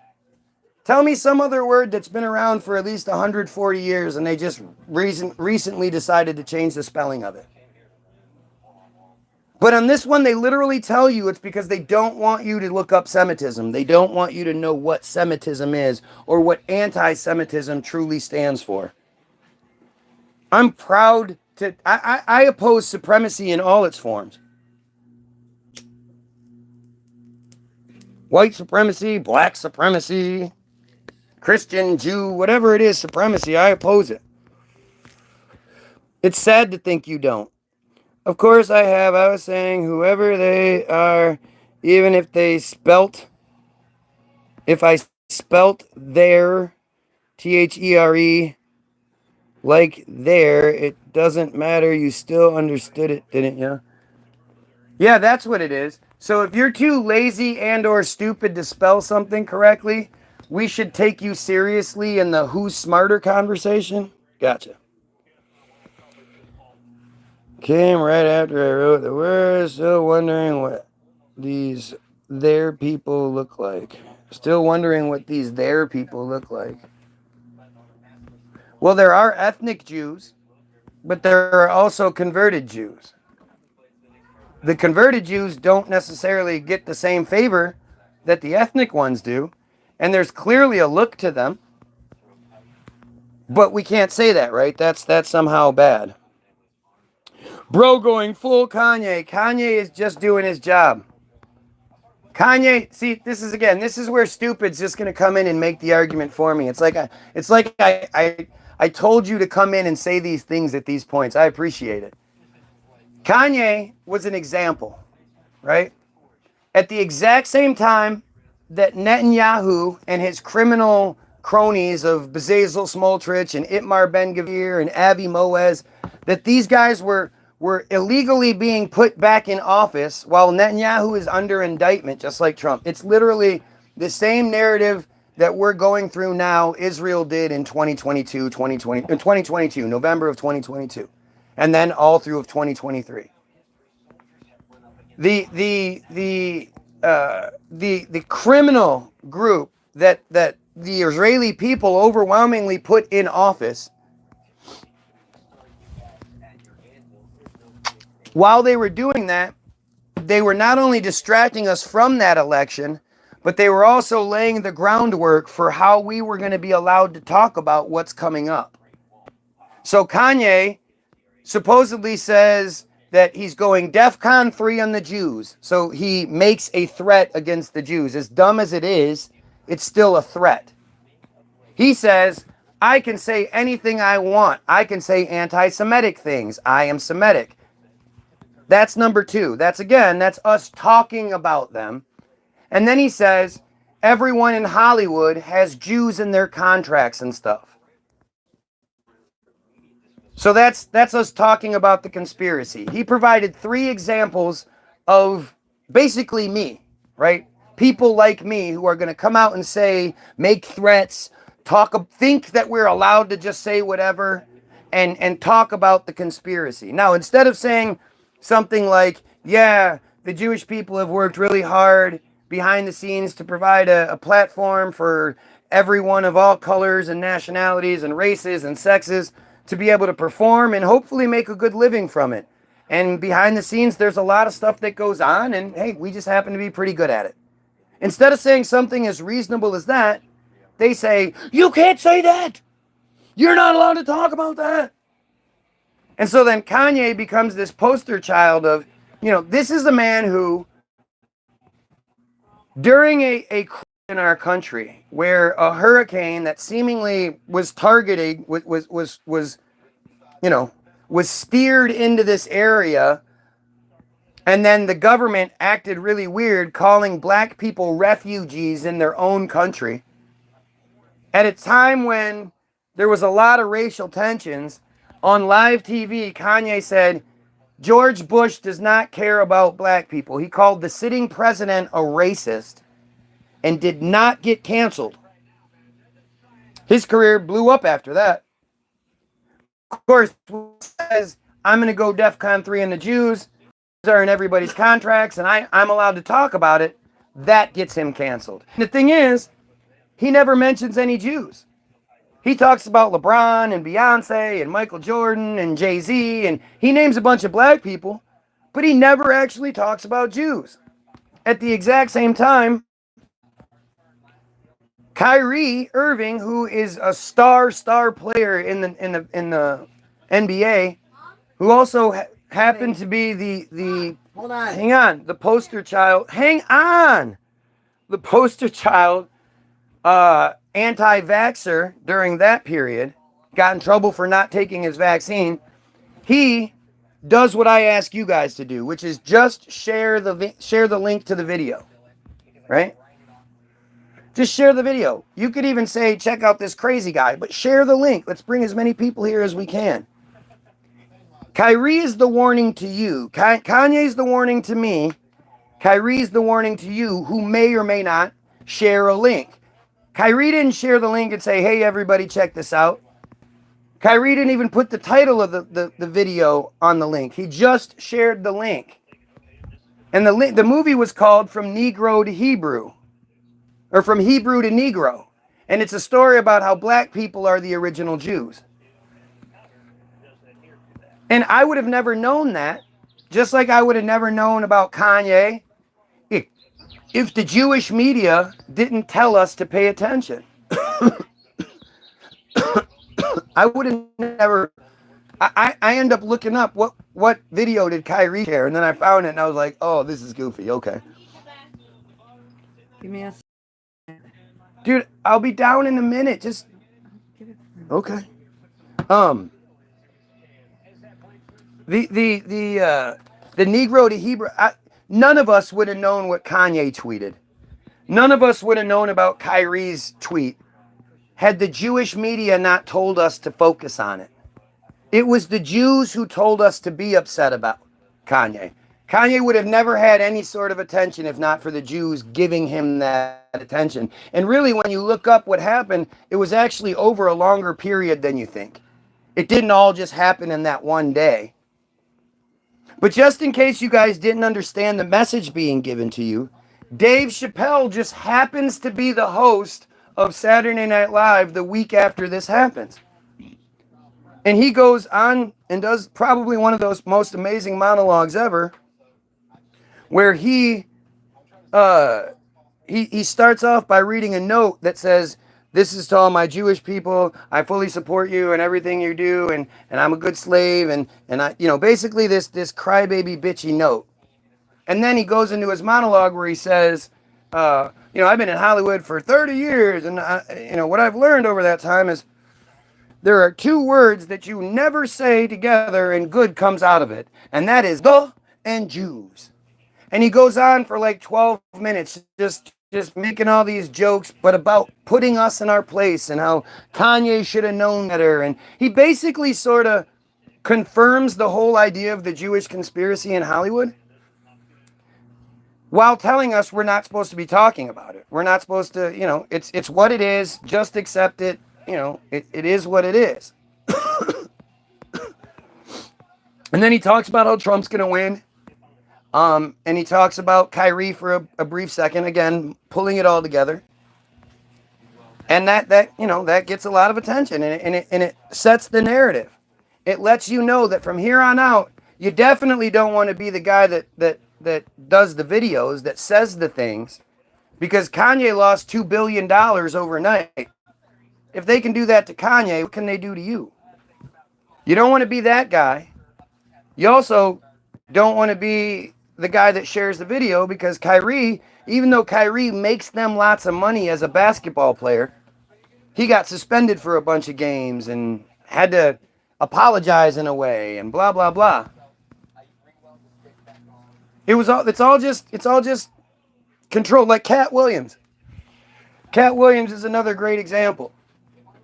When the Epstein list, which was about 1,000 pages just strewn together of nonsense that nobody's going to go through, when that was finally released, instead of us, when people started to be like, hey, this is bullshit, instead of us having this cohesive list that we could all focus on and then talk about, somebody had to go through and put it all together and decipher it and blah, blah, blah. And as we started complaining, hey, this isn't a list, don't worry, Cat Williams comes out of nowhere and he tells everybody, hey, it's like Kanye, don't focus on anybody but black people. We got to put the focus on black people. The black guy is talking about, look at the black people. Kanye said, look at Jordan, and all people, and he happened to name people that everybody in the conspiracy world already knew. He named everybody that we already knew. It wasn't some revelation. Cat Williams, same thing. Steve Harvey and shit, trying to get the focus on Steve Harvey. But that becomes this huge thing. And the Jews that do get mentioned are Weinstein and Epstein, the dead guy and the guy already in jail. Whose shit got overturned, by the way.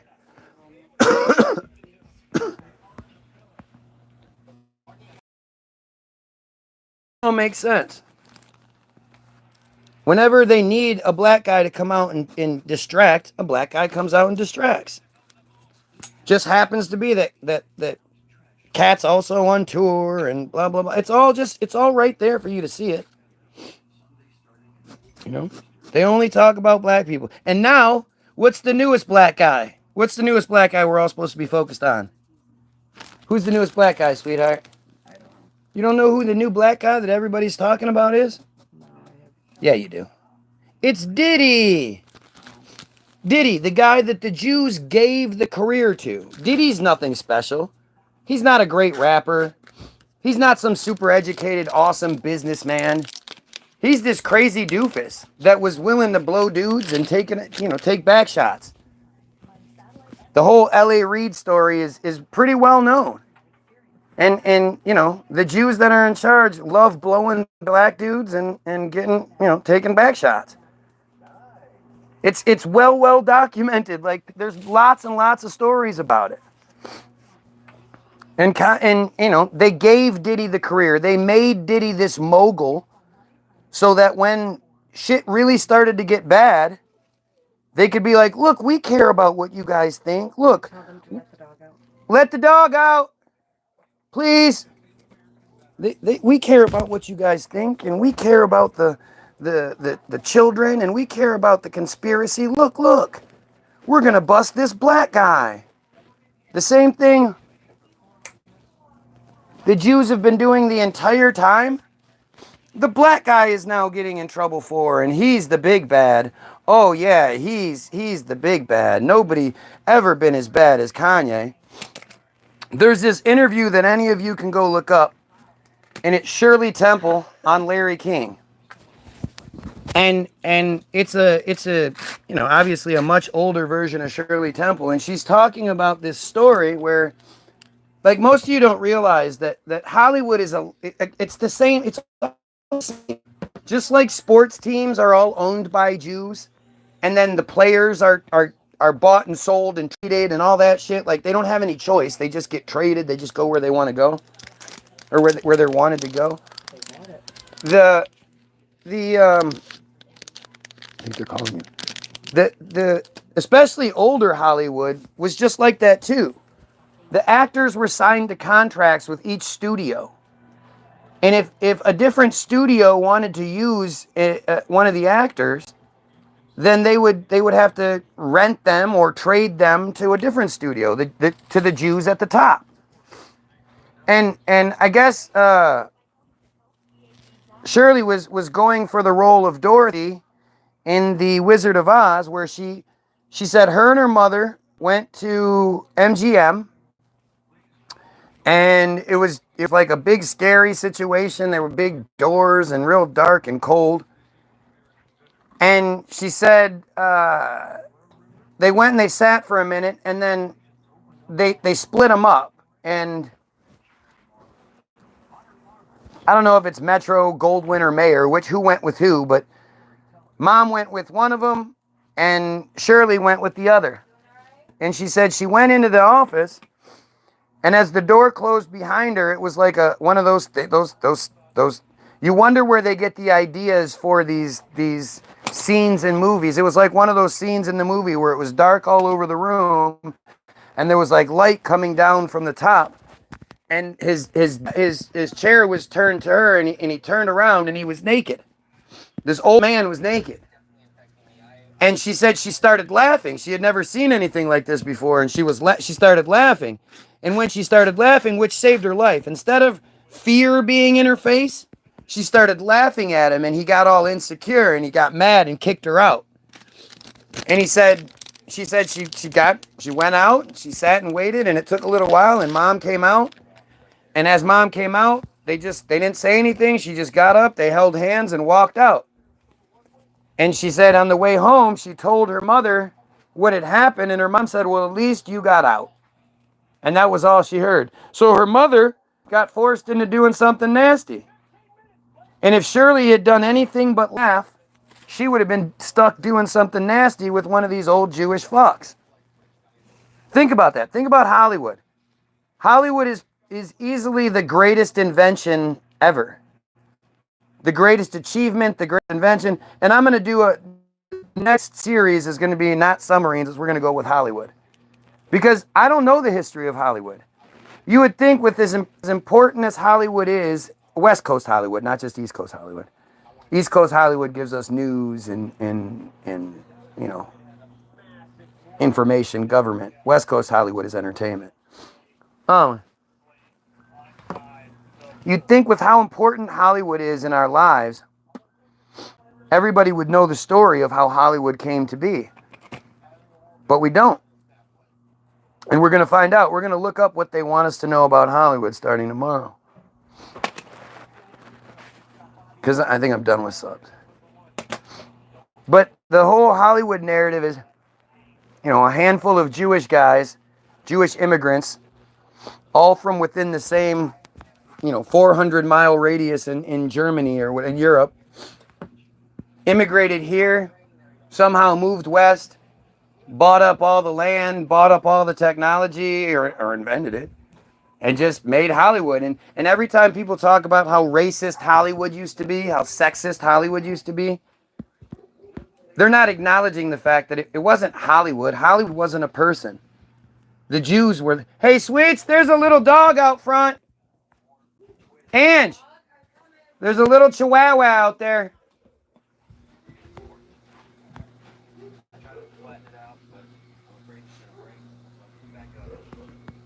But yeah, went off a little bit. Let's see. Well, open-minded yet closed-minded person I've seen. Yep. Again, instead of talking about any of this bullshit, just tell me what I'm wrong about. And you know you're anti-Semitic. I'm not anti-Semitic. Get it right. I believe in anti-Semitism. I'm proud of my anti-Semitism. And my dumb neighbor does know, that's for sure. He gets mad. And a conspiracy theorist is their majority of Americans are. We ate rarely wrong. Are you diagnosed? See, again, we get these dumb fake profiles that don't have a picture or anything. And they're the one, they make the same dumb comments. Like it's even spelled the same. It's the same everything. I'm supposed to believe that random people just, they don't know any different. All these people are just the exact same programs. Same misspellings, same dumb usage, all that shit. I'm supposed to believe that, huh? What about cigar, smoking Islam? Yep. Says a person who's been here multiple times to cry about me talking about things. Gotcha. People who use grammar aren't smart. I'm smart. That's crazy, motherfucker. Right. Gotcha. You're either smart or you're lazy. Either one isn't very smart. Because if you're trying to prove that you're smarter than me and you can't even get the correct your or there or to, you're lazy. You're either lazy or stupid. It's not like it's easier or something. But even if it was, if you're just gonna use the wrong words, why not just be like mumble, mumble, mumble, mumble, mumble? Why don't you understand what I'm saying? Mumble, mumble, mumble. Off his meds. I proper hope you have people in your life that can help you, man. Yeah. I need help because I think about things and I talk about things that I'm not supposed to. Do you believe in communism? No. I think socialism is the best one, but it's never existed.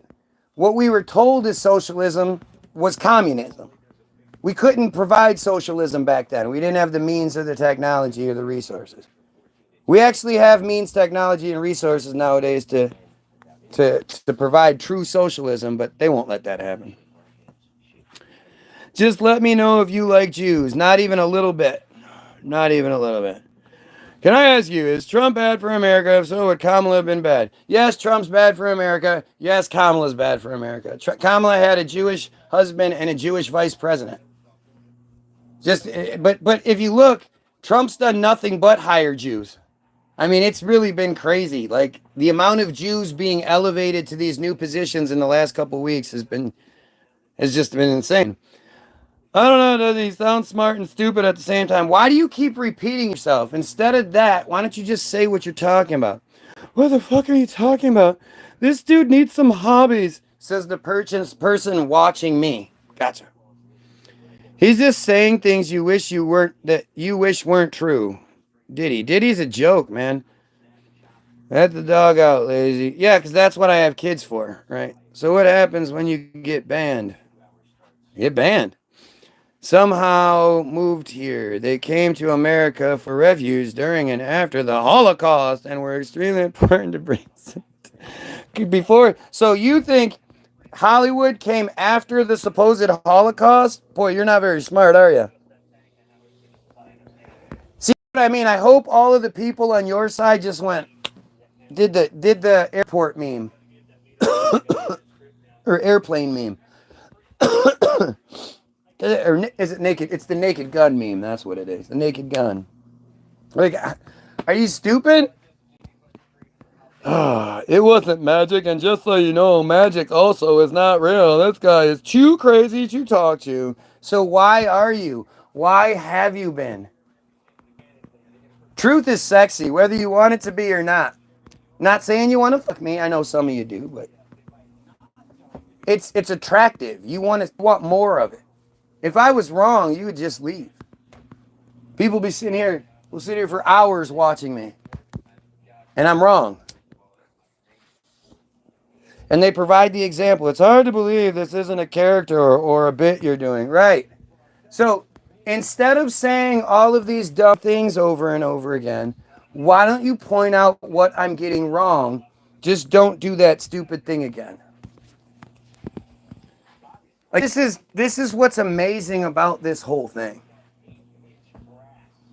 You know, the idea that I'm saying submarines aren't real makes people upset for some reason. The idea that I don't think the earth is round makes people upset for some reason. The idea that I think there's a Jewish conspiracy, that makes non-Jews upset for some reason. What's your highest level of education? I have a master's in shut your mouth. What would it even matter? All education is regurgitating facts.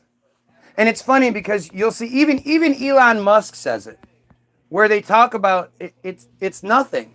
You just learn to regurgitate shit. You learn to prove that you can go sit and you can show up every day and sit in a classroom for a bunch of hours and be given a bunch of work and you'll do it.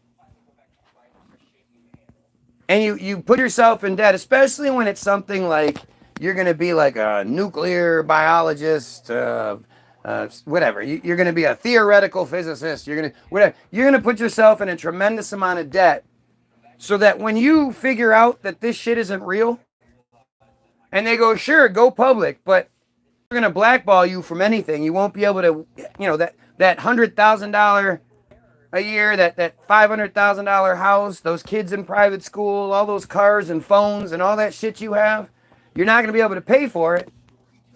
And with that theoretical physicist degree, you're not going to be able to go get another job. You're not going to be good at something else.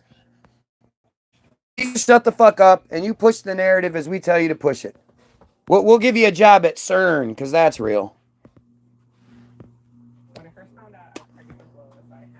My service cut out. Can I get your opinion on Trump? He's a Jew puppet, just like all of them.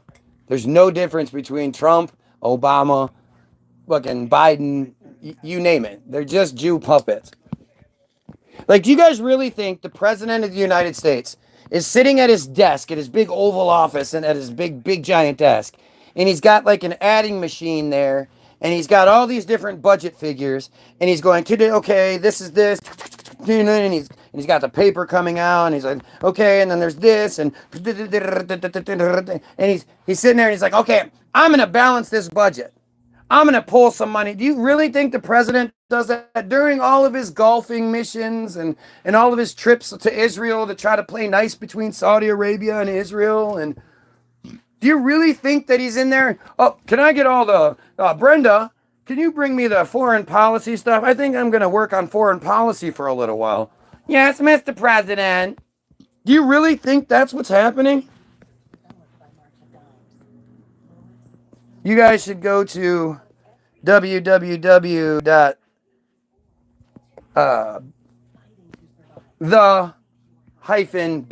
BILDERBERG-group.com and go get your free download.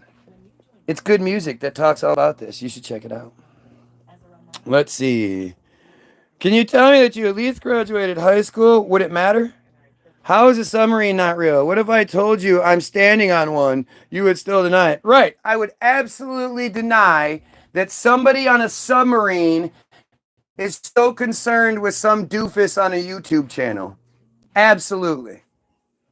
And if you're staying on a submarine, that means you're on a boat. You're standing out, definitely not under the water, working on a YouTube video. Do I really think that government employees are on submarines right now watching YouTube videos? Fuck yeah, that's believable. Just like it's believable that every time you see the footage of the people in the submarine, they'll be walking around, they'll be crashing through ice, they'll be doing whatever, and they're never moving. They're never like, whoa, whoa, I'm in something that's moving around, whoa. Never, not once. But hey, that makes sense. No, of course not. It would make sense for if the president was a ghost or an alien, right? I mean, when I tell you that stupid people, when they know they're wrong, they'll say stupid things, they'll argue their own narrative, I think you just won. I think you just won that one. So what would be the solution to all these problems? If we the people unified and overthrow the Jews that control the narrative. Everything that exists right now is a distraction to keep us from talking about that. A lot of those things like the pedophilia, Tartaria, these might be uncomfortable. The pedophile thing might be uncomfortable to talk about. But when you say no, it's the pedophile church and in Hollywood, you feel like a person. It's validating. You can say, I'm not like these other sheep who close their eyes. I talk about it. And then when you get to the part where it's the Jews, you go, oh shit, well, I'm not allowed to say anymore. But I'm going to talk about this. There's definitely the pedophilia. When you talk about Tartaria and you go looking into anything that has to do with Tartaria, you're going to get validated. It's true. You're going to find some stupid fire story. You're going to find that they built the building in a year. You know, you're going to find just a narrative that don't make no sense. The guy that built it, the designer, won a contest and, you know, all that shit. And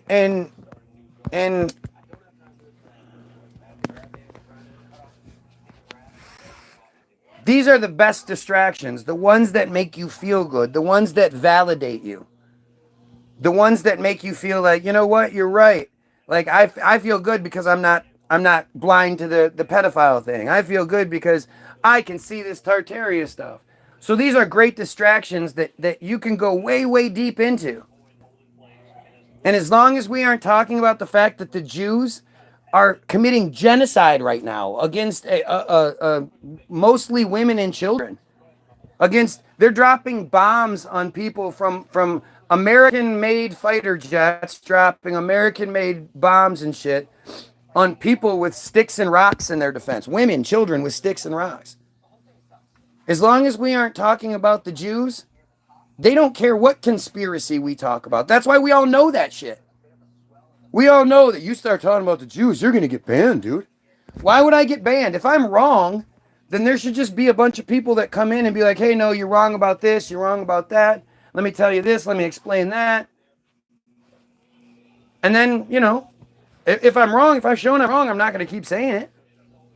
But it's just like everything that has to do with the Jews in Israel. They never deny it. All they ever tell you is that you're not allowed to talk about it. Don't you say that. Don't you talk about the genocide. You better not know that in 2022 or early 2023, Israel bought 42,000 slaves, though they called them supervised laborers, 42,000 slaves from Delhi, from India. Those 42,000 people, 38,000 were earmarked for construction jobs.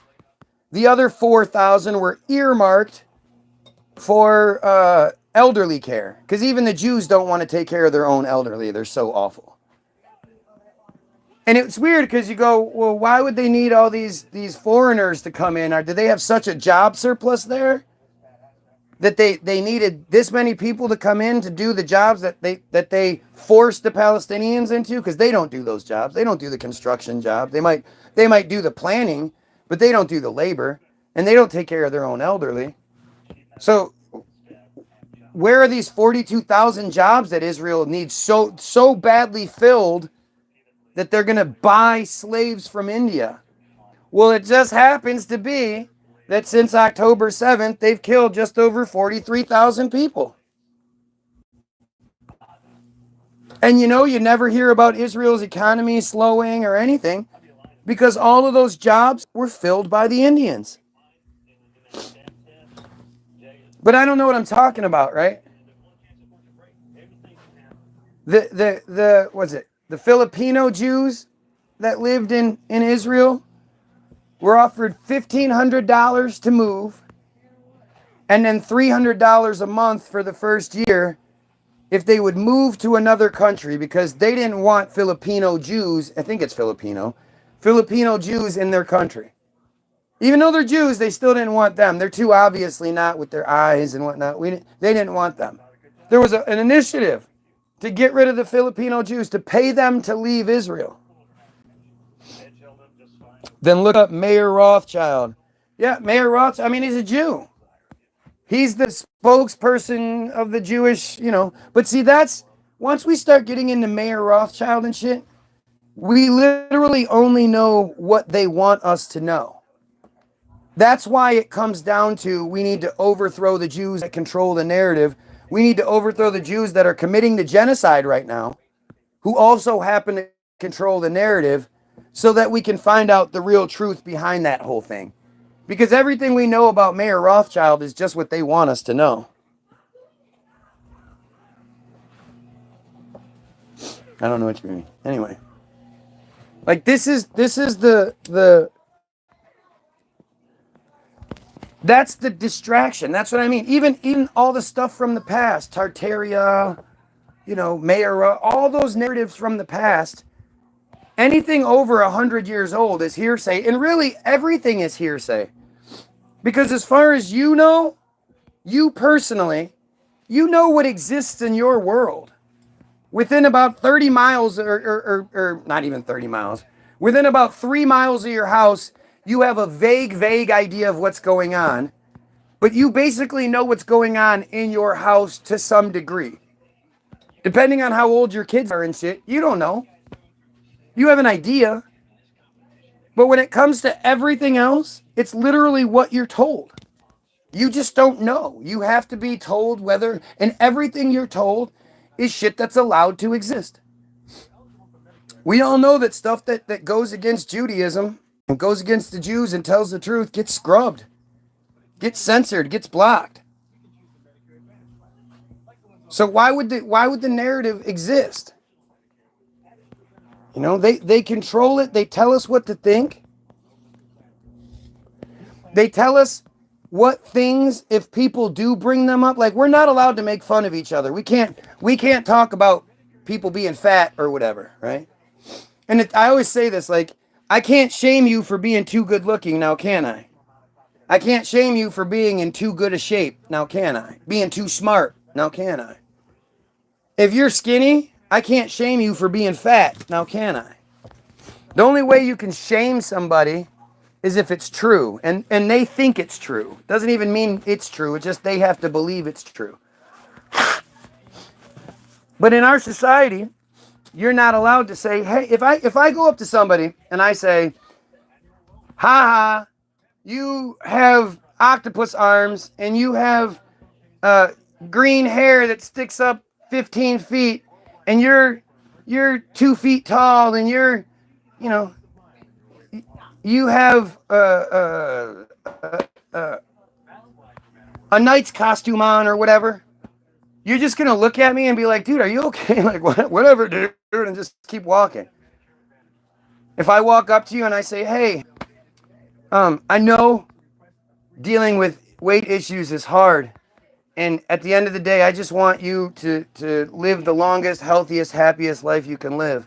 So can I help you lose some weight because you look like you're struggling with it? You'd have probably already smacked me by now. But you'd be like, oh my God, who the fuck do you think you are? You're going to get all mad about it because you know it's true. They've tricked us into thinking that, like, if somebody gets offended or somebody gets upset about what you're saying, then you're not supposed to say it. Well, you wouldn't get upset if it wasn't true.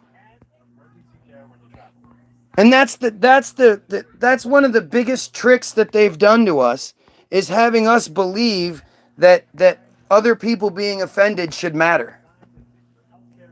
Why would you be offended if what I was saying was false? Would you be offended by me saying I believe in dragons flying around and lighting forest fires? No, you'd think I was an idiot.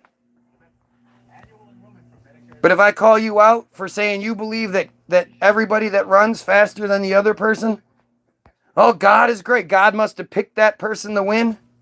God picked that team to win. God, who has never once in the history of society ever appeared to a cop driving down the street on his regular patrol, just appeared to him and said, stop the car. Go bust in that door right there. And okay, God. And he goes and he kicks in the door, and it's a pedophile ring. And he saves 11 kids from being violent. That's never happened in the history of Goddom. Yet God shows up and touch. God can heal that knee. And come on now. Why doesn't God ever help the children? I'm telling you, William Hesse investigated it. Investigated what? You're missing the point. It doesn't matter what you investigate. Everything, like people don't understand this. When people say, oh, well, I read this book or I read that book, I go, well, do you know who published that book? What? Do you know what it takes to get a book published? What? Do you know that the majority of the time, the book that you're reading is not the manuscript that was written? It's been edited a bunch of times. Did you know that the average person, you won't get a book published? Most publishing houses won't even accept your unsolicited manuscript. That's what they call it. What you have to do is go get yourself a literary agent, which is more than likely a Jew or a company owned by Jews, who will then shop your book to all of his or her connections. But each time the book is presented to a company, they have like 60 or 90 days or whatever exclusivity to it. So they can't shop it to multiple different companies at once. It's one at a time. And so, first of all, your literary agent's going to decide whether he wants he's going to read your shit, and he's going to tell you whether or not to take this out or add this. So if you have some anti-Jew stuff, he's probably going to have you take it out, if he even accepts your book. Which, tell me the time you last read a book where the Jew was the bad guy. The Israeli was the bad guy. The Jew was... When was the last time you read one of those books? You saw a movie, a TV show, anything where Jews were bad guys. You ever see that, ever? No, because they don't allow it. So the literary agent then shops it to the publishing house, which then, once the publishing house gets it, there's multiple different editors and different processes it goes through, that all of those people can take shit out if they want to, or add shit. So if you have something, again, that goes against Jews, they'll just have you take it out, like obviously is what's happened a billion times. And then finally, if your book gets picked up and published, well, then you're lucky, but that's not your manuscript. That's why most writers hate the process. Unless they get to that point where they're these big time money makers, and even then, it's just a flip of the switch. If they don't push your shit, at least up until recently, they fucked up by giving us the internet, and now they're sort of reeling from it and trying to figure it out. But if they don't want your shit to sell, it won't. Jay-Z's last album, the 444 album, that's a great album. That shit didn't sell at all. Well, it sold, but it wasn't promoted. You didn't see videos. You didn't see songs. They weren't on the radio. The Story of OJ is an amazing song. You won't hear that shit anywhere. Because on 444, Jay-Z openly calls out Jews multiple times.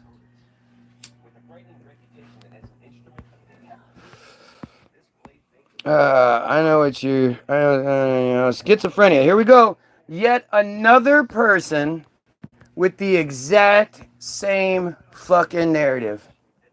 Schizophrenia. Why don't you come see a submarine for yourself, man? You would probably still deny it even if you came in yourself and you saw it with your own eyes. I wouldn't. I would say that's a boat. I guarantee I'm not going to be allowed to go on a submarine that travels down deep and floats all around. I still want to know, how do you float all around and you don't feel any of the movement? Oh. The whole concept of submarines is stupid. The ballast tanks, all of it. It's stupid. It doesn't make any sense. Who's they? The other. I'm pulling up myself. Watch out. Quacka, you have. Well, the Munich movie there, the bad guys in the end. Well, Munich movie, I don't know what that is, but that's not a movie we see. That's not anything that comes to mind here. The Jews are never the bad guys. You're not allowed to talk about them. We all know that. I mean, it's the narrative that we all know.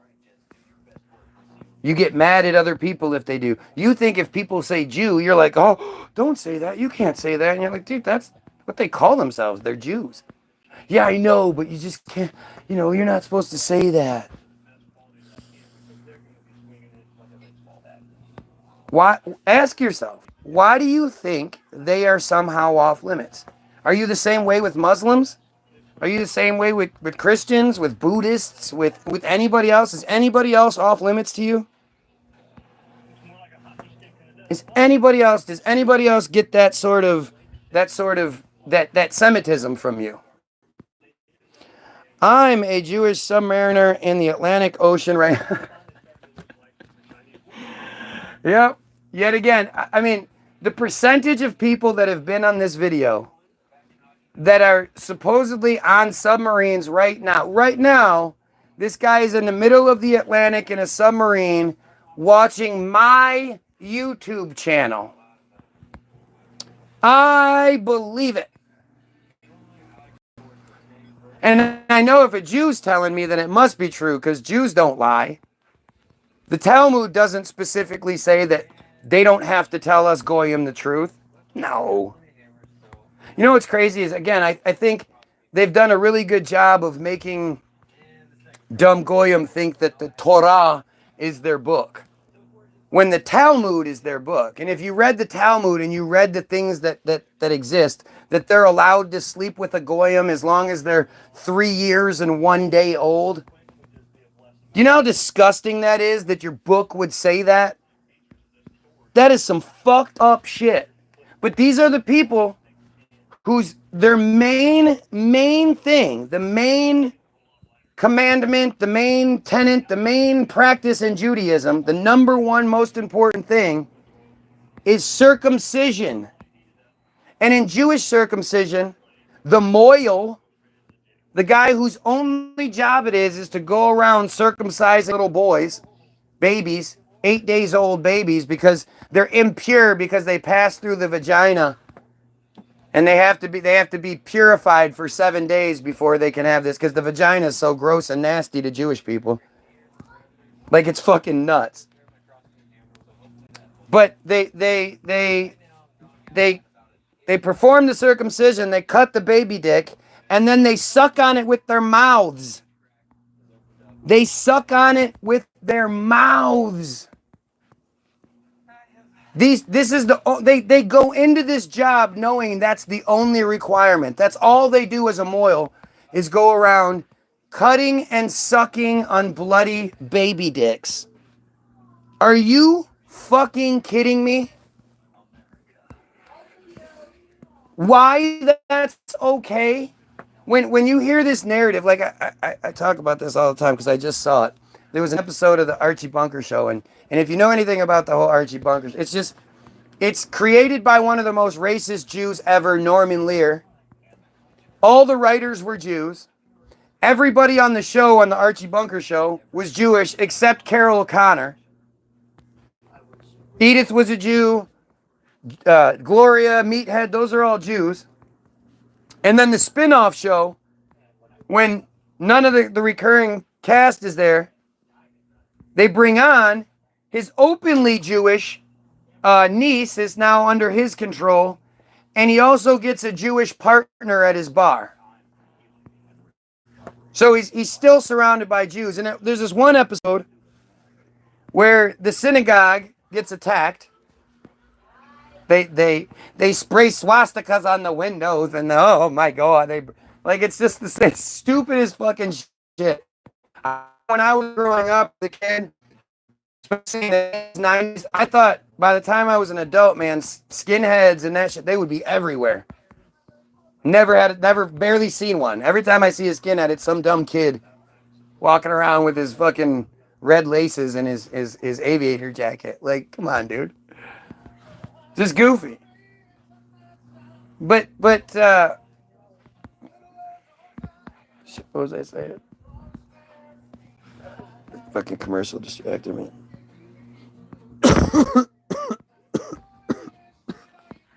Oh yeah.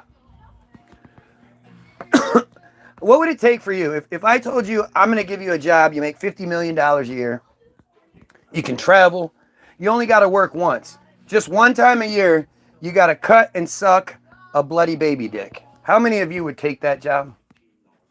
How many of you would take that job if that was all you did? That's your only job.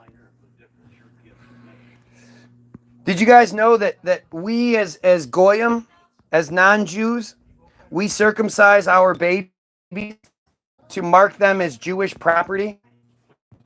The Archie Bunker thing. So the synagogue gets attacked, and the girl says to the Jewish business partner, "Why did this happen?" And he grabs her and he sits down all dramatic. "Well, sweetheart, we have been asking that question for 5,000 years."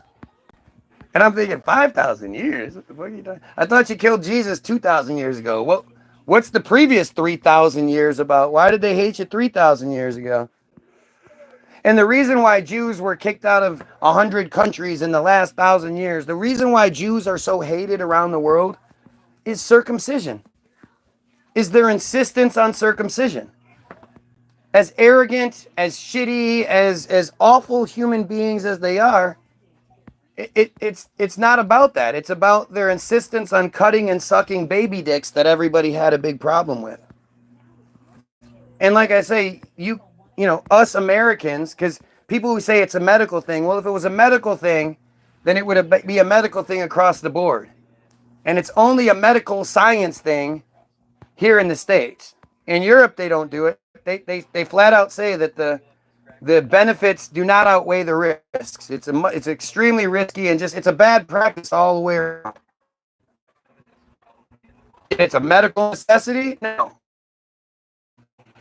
It's because it's us marking ourselves as Jewish property. If you know your stupid Bible, God made a covenant with Abraham, the father of the Jews, the father of all three religions. His covenant was that he would never flood the earth again, and he would show us to show that he's keeping his promise. He would put rainbows in the sky. Every time you see a rainbow, it's a reminder of God's promise to never flood the earth again, as long as the Jews continue to circumcise their babies and circumcise their property, which is us. Abraham made that covenant with God, after which he circumcised himself, and then he circumcised all like 100 slaves he had, 90 some slaves, whatever it was, handing out lots of blowjobs. Okay, here's your circumcision. Ow, ow, don't worry, I got it. That's the story of circumcision. That's why you circumcise. God doesn't care if we kill each other. God doesn't care if we destroy the earth. God doesn't care if we eat the animals like he tells us not to. The only thing God cares about is that we keep cutting baby dicks. And that the Jews especially cut and suck the baby dicks. That's what keeps us all protected. If we outlawed circumcision, God would destroy the world with another flood. Check it out. Daniel Craig stars Steven Spielberg's directed movie. Check it out. Daniel Craig stars Steven Spielberg's directed movie. It's about the Israeli assassin squad sent out to avenge deaths at the hands of terrorists that's not Israeli bad guys. And the thing is, that's not how that worked. If you do know that story, The only reason all those Jews died, those 11 Jews or whatever died, is because of the Israelis. The Israelis are the ones that opened fire. And it was the 50-year anniversary was in 2002. And at that point, the relatives of those people were demanding that they get even, they'd already been given millions and millions of dollars over the year. But they were demanding and were going to get their, quote, final payment. And they ended up getting like $27.8 million to be shared among the 11 family members or whatever. But they were mad because they thought they should have gotten more like 100 million. But this is supposedly it was their last payment, which it won't be. But 50 years later, they're still getting paid, even though those relatives probably don't even know the fucking. They don't even know those people that were killed, and they had already been given millions of dollars, and that's if you even believe that happened, because that could very easily have been a staged event. Anything that has to do with Israel could be a staged event. I know Israel took over that whole event. For some reason, the Munich authorities and everything, they bowed down to the Israeli Secret Service for some fucked up reason. Why would they do that? Why wouldn't they handle their own shit? Nope, Israel came in, and then this catastrophe happened, and they were able to blame. You know who didn't get part of that millions and millions of dollars over the year? The Germans that died in the process. Are you prescribed? Blah, blah, blah, blah, blah. Moyle, is it like a Democrat? You're not a Jew if you don't know what a moil is. Meth tweakers. Yep, gotta smoke these meth blunts. 50 million, fucking hell. Dude has been smoking meth. Yep, been smoking meth. So the guy that claims to be Jewish submariner, obviously lying, is now, instead of telling me what I'm wrong about, is just going to go with this easily disprovable narrative that I'm sitting here smoking meth blunts apparently, and pacing in my basement. Yep, at the very least, I don't know whose basement is up on the top floor, but right. Yeah, I was scrolling yesterday, same exact thing. Yeah, it's a 4-day, blah, blah, blah. Are you circumcised? Unfortunately, yeah. Because my dumb parents didn't know any better. And because our system basically forces it on you. So people don't realize what circumcision is. The Jews are at least smart enough to wait 8 days. So the baby, like if you've ever seen a newborn compared to a week-old baby, it's like drastically different. They gain a bunch of weight, they fill out, they become alive. They've experienced love, more importantly. They've experienced happiness and joy and all that. They've experienced things. Whereas with us Goyim, we have our kids circumcised within hours of being born. One of the first experiences the American male has is a trauma that most of us can't even imagine. Every time you bring up circumcision, men go, ugh. And yet we all agree to do this to our children, not realizing they don't usually numb it. They don't usually bother with that. What they do is they take the baby who hasn't experienced much love, maybe some, but is still just making like initial connections. What the hell is going on here? I was just in this womb and now I'm not. They take the baby and they put it in the incubator, take it away from the parents so it doesn't know what's going on. They then take it to the operating area, which is cold and sterile, and they basically crucify it. They strap its arms down and its legs down in basically a crucifix position. They put a little bell-shaped device over the penis, and then they spin it around, and when they spin it, there's a blade that comes out. And it cuts the skin. It cuts the glands and the skin and everything that's there.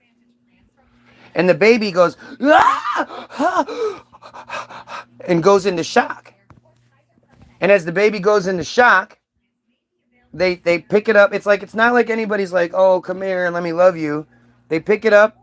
They wrap its dick in a diaper that it's going to piss all in. they take it to the incubator and let it come out of the shock. And when it comes out of the shock, it's exhausted like people are when they come out of shock. And then they take it to the parents and they go, oh, little man had his surgery. He's so exhausted. He's so sleepy. And we all go, oh, come here, little guy. But they've already had the trauma. And they've already had to deal with it on their own for who knows how long. I mean, a half hour, who knows. Unlike the Jews who, the baby's, it's 8 days old. It's experienced love. And these disgusting fucking weirdos have a party called a bris.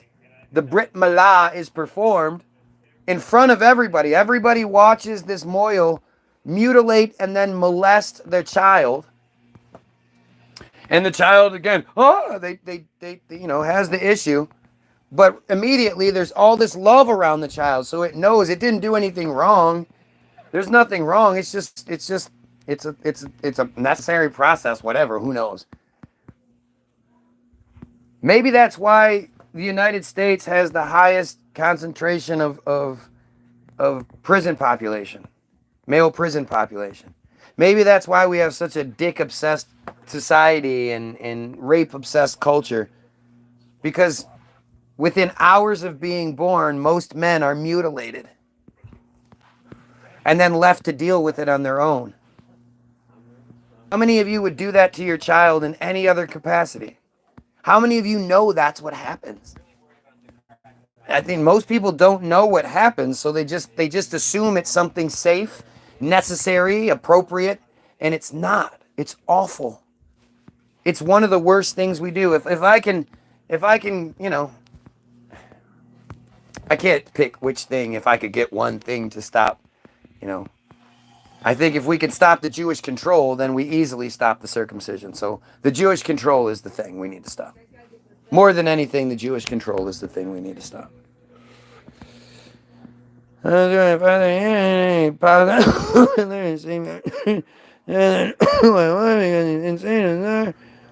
course I'm not a Jew. Well, lucky you.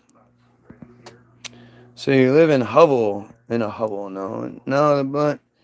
Get your rib out. Is there a path worn down and you're be there right when I am sounds like love to me. Fucking weird, man. It's disgusting. Anybody who thinks that's all okay, man, you have some really fucked up issues. I understand that people don't understand what's going on. I get that.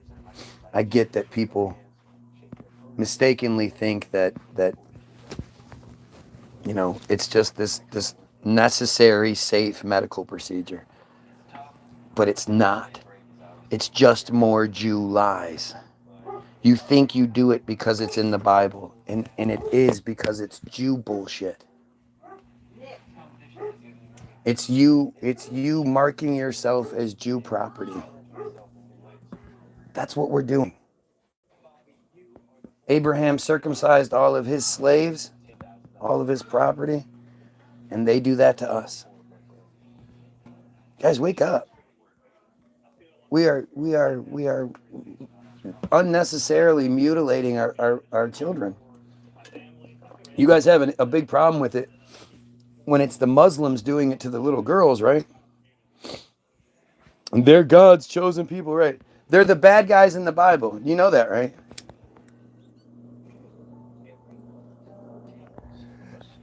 The bad guys in the Bible are the Jews. And yet, somehow, they're also God's chosen people. And he chooses this one to do drugs. Guys with circumcised peepees last longer in bed. No, they don't. That's not true. It's actually better for the woman if the guy isn't. I mean, you're technically bigger. Your penis skin pulls back and creates a ruffled ridges area that will create more pleasure. No, it's better that guys aren't circumcised.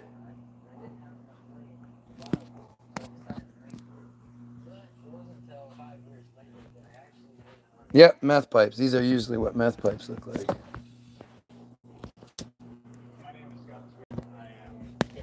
I put my meth blunt in my meth pipe. That's how that works.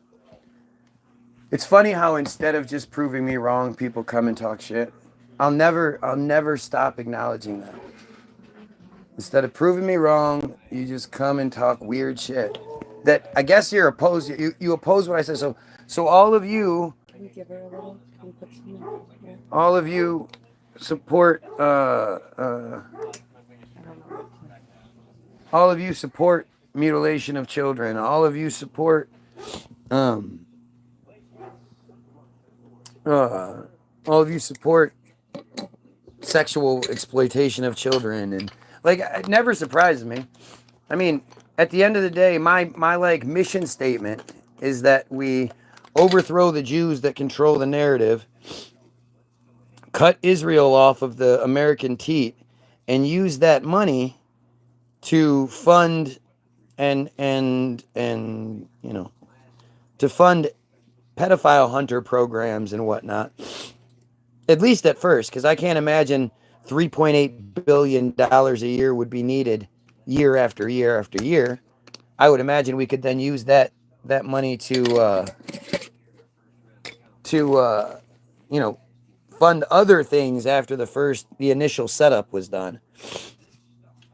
But if you oppose me, I assume you oppose that idea that we should cut off Israel and use the money instead. $3.8 billion a year, which turns into about 15 billion shekels. That's their dollar.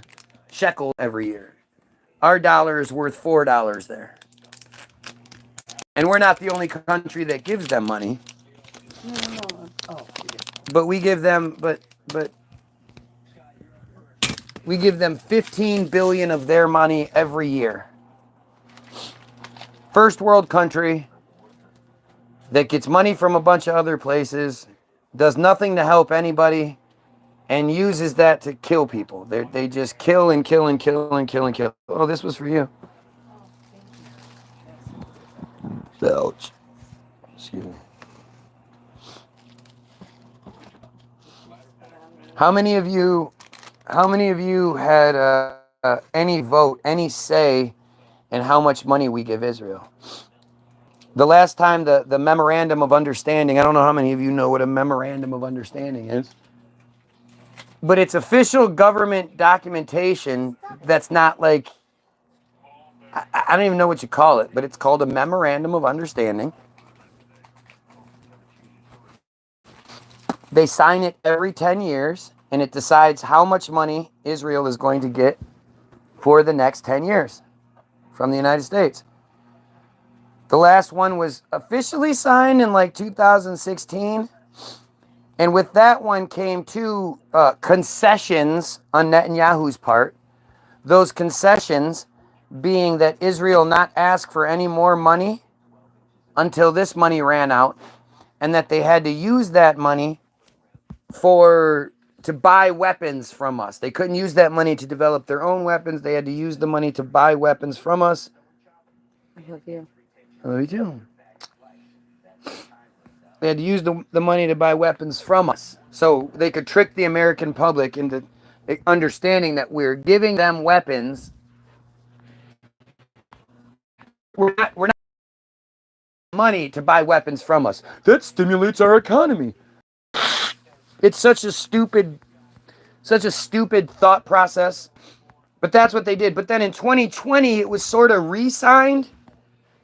But this time it was signed with the concessions were removed, and instead was a thing that said there would be a cache of weapons would now be left in Israel that they could use at any time for whenever they deem necessary, and that we would restock it as we needed to. And you saw that came to a head when they said that, you know, a year ago, whatever, when United States wanted, you know, the M52 or whatever shells that they had stored in Israel, but Israel didn't want to give them up. It was a big deal. But so now we're just giving Israel money. It used to be that we gave Israel money so they could buy weapons from us, but now we just give them money so they can have money.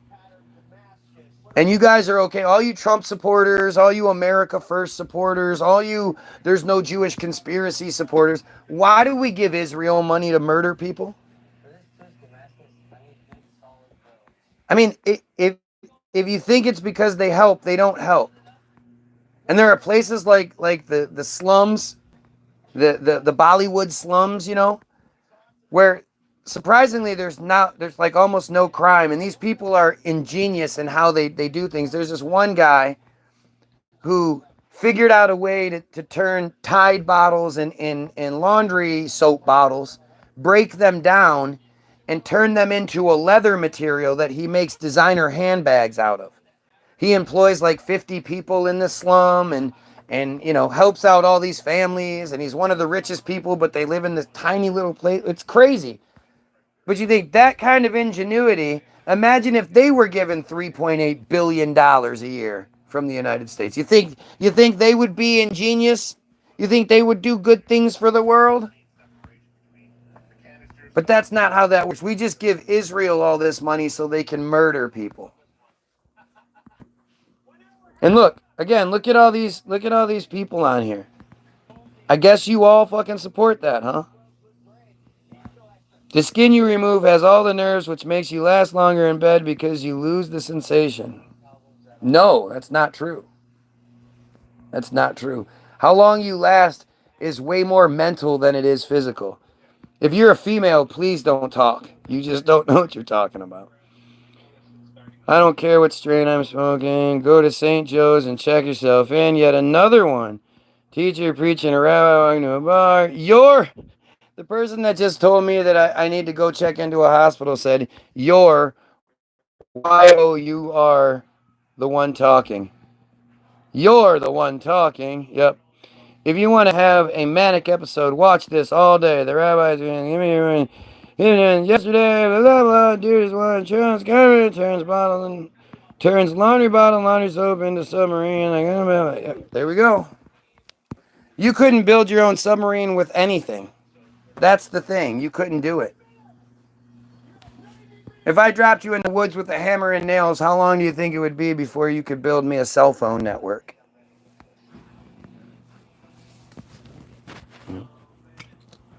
Like, it's amazing the arrogance that keeps coming through here.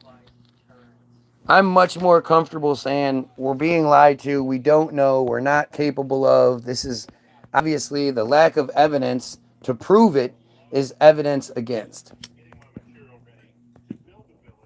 That's always been an argument with the Bible. Right? Lack of evidence for is pro evidence against. If you don't have evidence for the thing that the extraordinary claim, like I'm not making the extraordinary claim saying that we can't do something.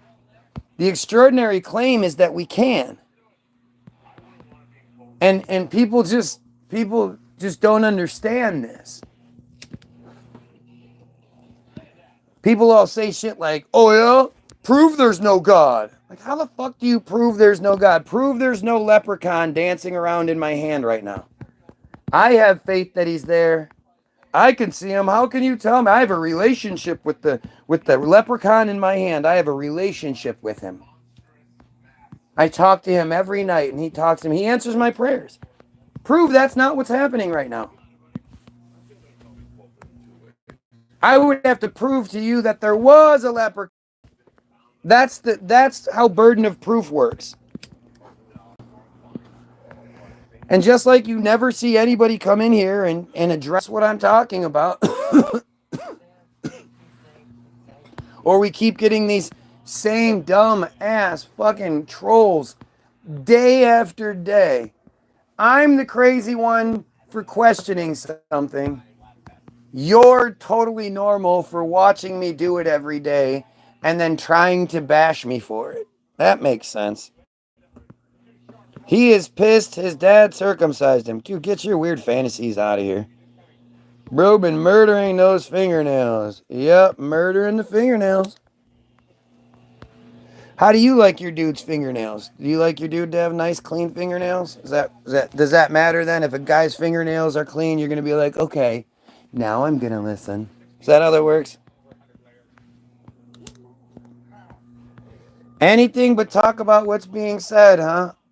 All these angry little white guys. I am a tiny penis. That's all they're doing. Well, I mean, it's fake. So many of these are just fake profiles. This is Team Jorge. That's why so many of the same profiles randomly find my random nobody nothing feed. I have 500 some subscribers. By the way, subscribe, like, do all that shit. But these guys just randomly get shown my video every day. I bet. Trans-American Pipelines, Schizophrenia Simulator, yeah. They all make the same joke. It's like, is schizophrenia funny to people? Isn't that crazy? And what about questioning the narrative would make somebody schizophrenic? Do you know what schizophrenia is? You know what? Let's look up the definition of schizophrenia.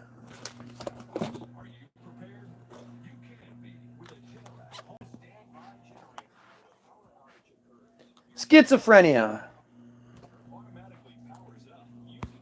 Here, we'll stick with Wiki so we have consistency. Wiki. Schizophrenia. Schizophrenia is a mental disorder characterized by hallucinations, typically hearing voices, delusions, disorganized thinking and behavior, and flat or inappropriate affect. Or is that affect? Symptoms develop gradually and typically begin during young adulthood and are never resolved. There is no objective diagnostic test. Diagnosis is based on observed behavior, a psychiatric history that includes the person's reported experiences and reports of others familiar with the person. For a diagnosis of schizophrenia, the described symptoms need to have been present for at least 6 months, according to the DSM-5, or 1 month, according to ICD-11. Many people with schizophrenia have other mental disorders, especially mood disorders, anxiety disorders, and obsessive compulsive disorder. Yep, that sounds like me. I'm always flicking lights on and off and shit. Yeah, that's me. Schizophrenia is caused when you are circumcised. Might be. Might be. Might have something to do with it. Don't worry. You're Y-O-U-R, not crazy. All the voices are. This guy was so excited he didn't finish his fucking comment where he said, you're, Y-O-U-R. You're not crazy. Yep. It's all the voices that I'm hearing through the words that I'm manifesting. You guys don't actually see these words, do you? This is just my hallucination. About 0.3 to 0.7% of the people are diagnosed with schizophrenia during their lifetime. Wow, I would have to be pretty lucky with that. In 2017, there were an estimated 1.1 million new cases, and in 2022, a total of 24 million cases globally. Belch. Males are often more affected and, on average, have an earlier onset than females.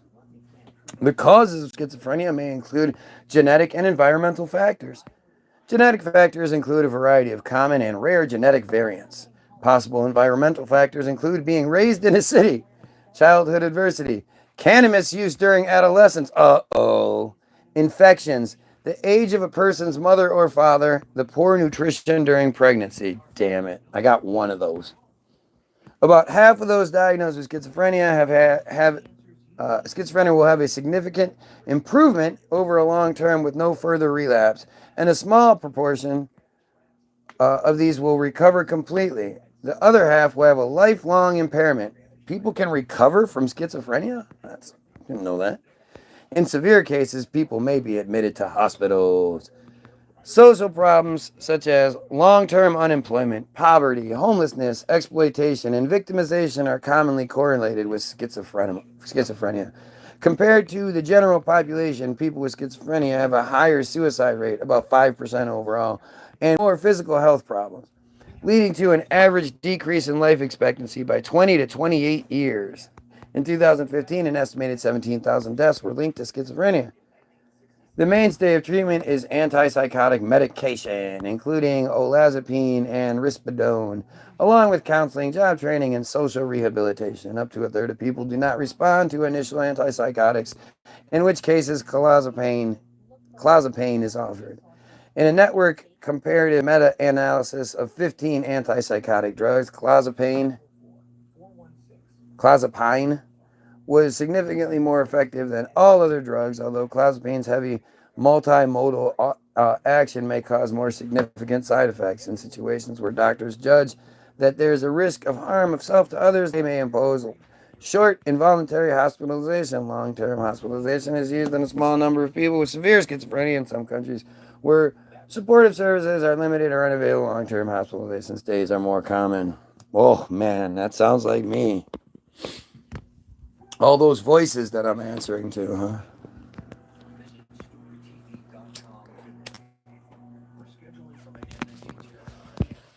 Man, it's amazing what people like, what people who are desperate to try to get, they're trying to get the job done. And instead of shooting the message, instead of shooting holes in the things that I'm saying, everything they do is to try to shoot the messenger. So that if anybody's watching me and they happen to think I'm making sense about the Jews or I'm making sense about religion in general or submarines or whatever, at first that's kind of a worrisome feeling. When your view on reality starts to crack, that can be overwhelming for some. And some people will resist it just because it's like, whoa, I don't want I didn't want to question my belief in God here today. I just accidentally stumbled across this, and now I'm questioning my belief in God. That questions my family. That does everything. What's going on? Like, that can be overwhelming. So people who are going through that are going to be looking for a way out. And they're looking for the way out. If somebody says, "Oh, this guy's crazy," or "This guy's smoking pot," or something like that, and those people are looking for the way out, they're going to jump right at it. "Oh, yeah, you're right. Yeah, that's what he's doing. Okay, cool. Whew, I got the way out. I can't actually debunk anything he's saying. I got something now that'll make me feel better." I love how all the people that sit here day after day after day for hours on end talk about me not having a job. Like, isn't that fucking weird? Again, all of these people that are here and commenting are big supporters of circumcision, and especially big supporters of the Jews putting their mouths on the bloody baby dicks, huh? That sounds like, I mean, I another one of these proud I'm not you sort of situations, because I'm very proud of my anti-Semitism when it comes to that. I do not think, yeah, I do not think anybody deserves favor that is cutting and sucking bloody baby dicks. Yeah, you don't know what it is. Like, this is amazing. You would think, like, yesterday I had one of those people that was on here and was like, yeah, they were talking shit, but they were like, at the end, they were like, yeah, well, obviously that shit's gross, and I'm fully against that. And, doesn't mean I have to agree with you, but about everything, but I do agree with you. These guys don't say that. These guys just keep making it sound like I'm crazy because I don't support circumcision. That's pretty interesting, don't you think?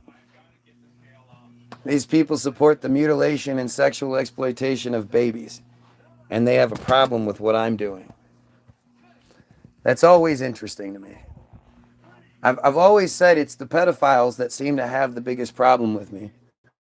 And then it's, "Oh, what's your proof? What's your proof?" Like, again, I'm supposed to be like, "Oh, really? Oh, here's the letter from the mayor saying that it's actually pedophiles that are interfering with my feed." Like, that's never going to happen. You have to look at it for what you're seeing. And the people that seemingly have a problem with the guy that has a problem with circumcision, the people that don't deny that there's a problem there, you have to wonder what their motivations are. Right? Like, you could say anything.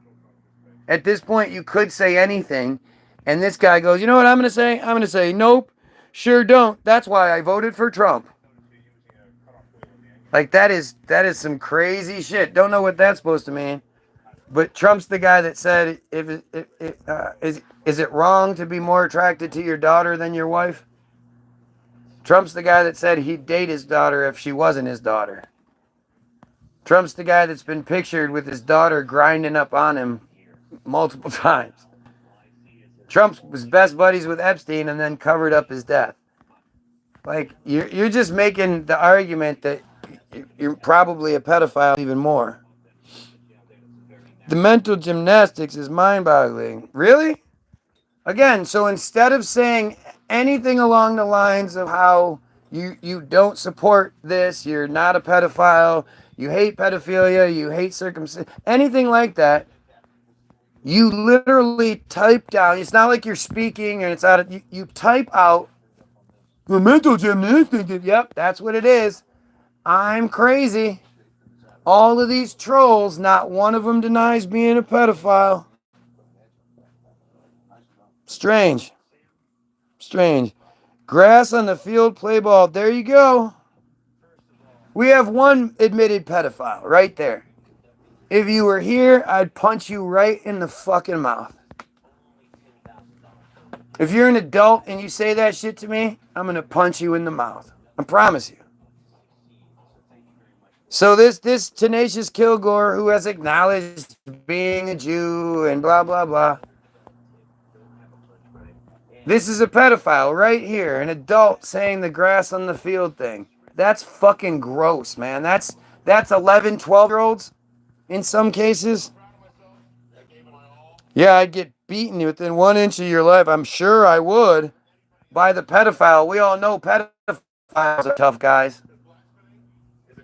What a piece of shit. What a piece of shit. So you guys, everybody else that's here, you think that guy's the good guy, huh? I'm the bad guy because I'm against that guy. The pussy pedophile who won't do shit. Because I'm not a little kid. You're not going to bully me. You're not going to, beat. You're not going to do anything to me. You prefer children. That's fucking gross, man. You are a disgusting piece of shit. I hope all pedophiles kill themselves. Right? Because the society doesn't allow us to do it. Society doesn't handle that problem correctly. Because it's all pedophiles in charge of society. Again, the Jews.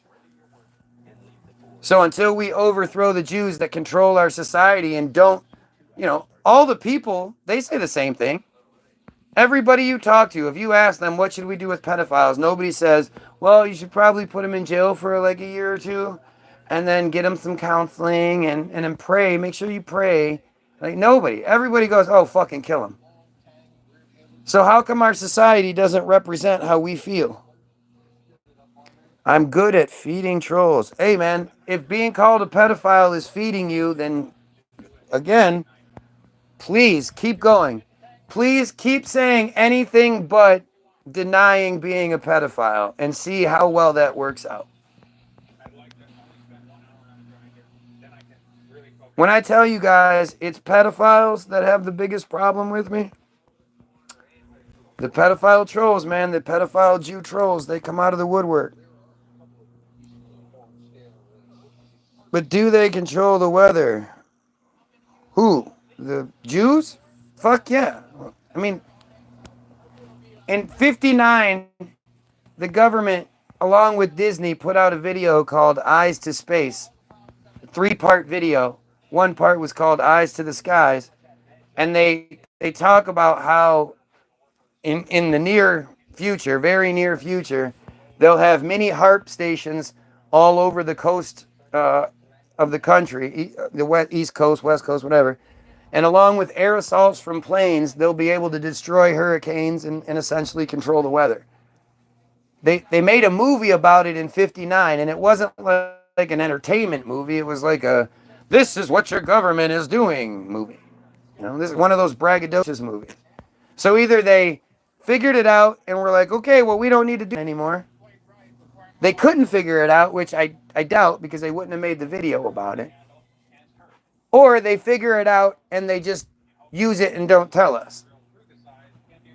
I mean, there are literally companies that advertise that they can, you know, give you a sunny day. They can, you know, there's a guy called Mayer. His last name was Mayer in the 20s, and he made it rain so bad in San Diego that it flooded. There was a big flood in the 1900s of San Diego. He was a rainmaker, and this was a big thing back in the day. And if you think it was just people that somehow were meteorologists and just predicting you're stupid. He had chemicals, he released chemicals, and he had like 100% success rate. And he would always tell people, I'll get it to rain by this point, and if I don't, you don't have to pay me. And they would, and it would work every time.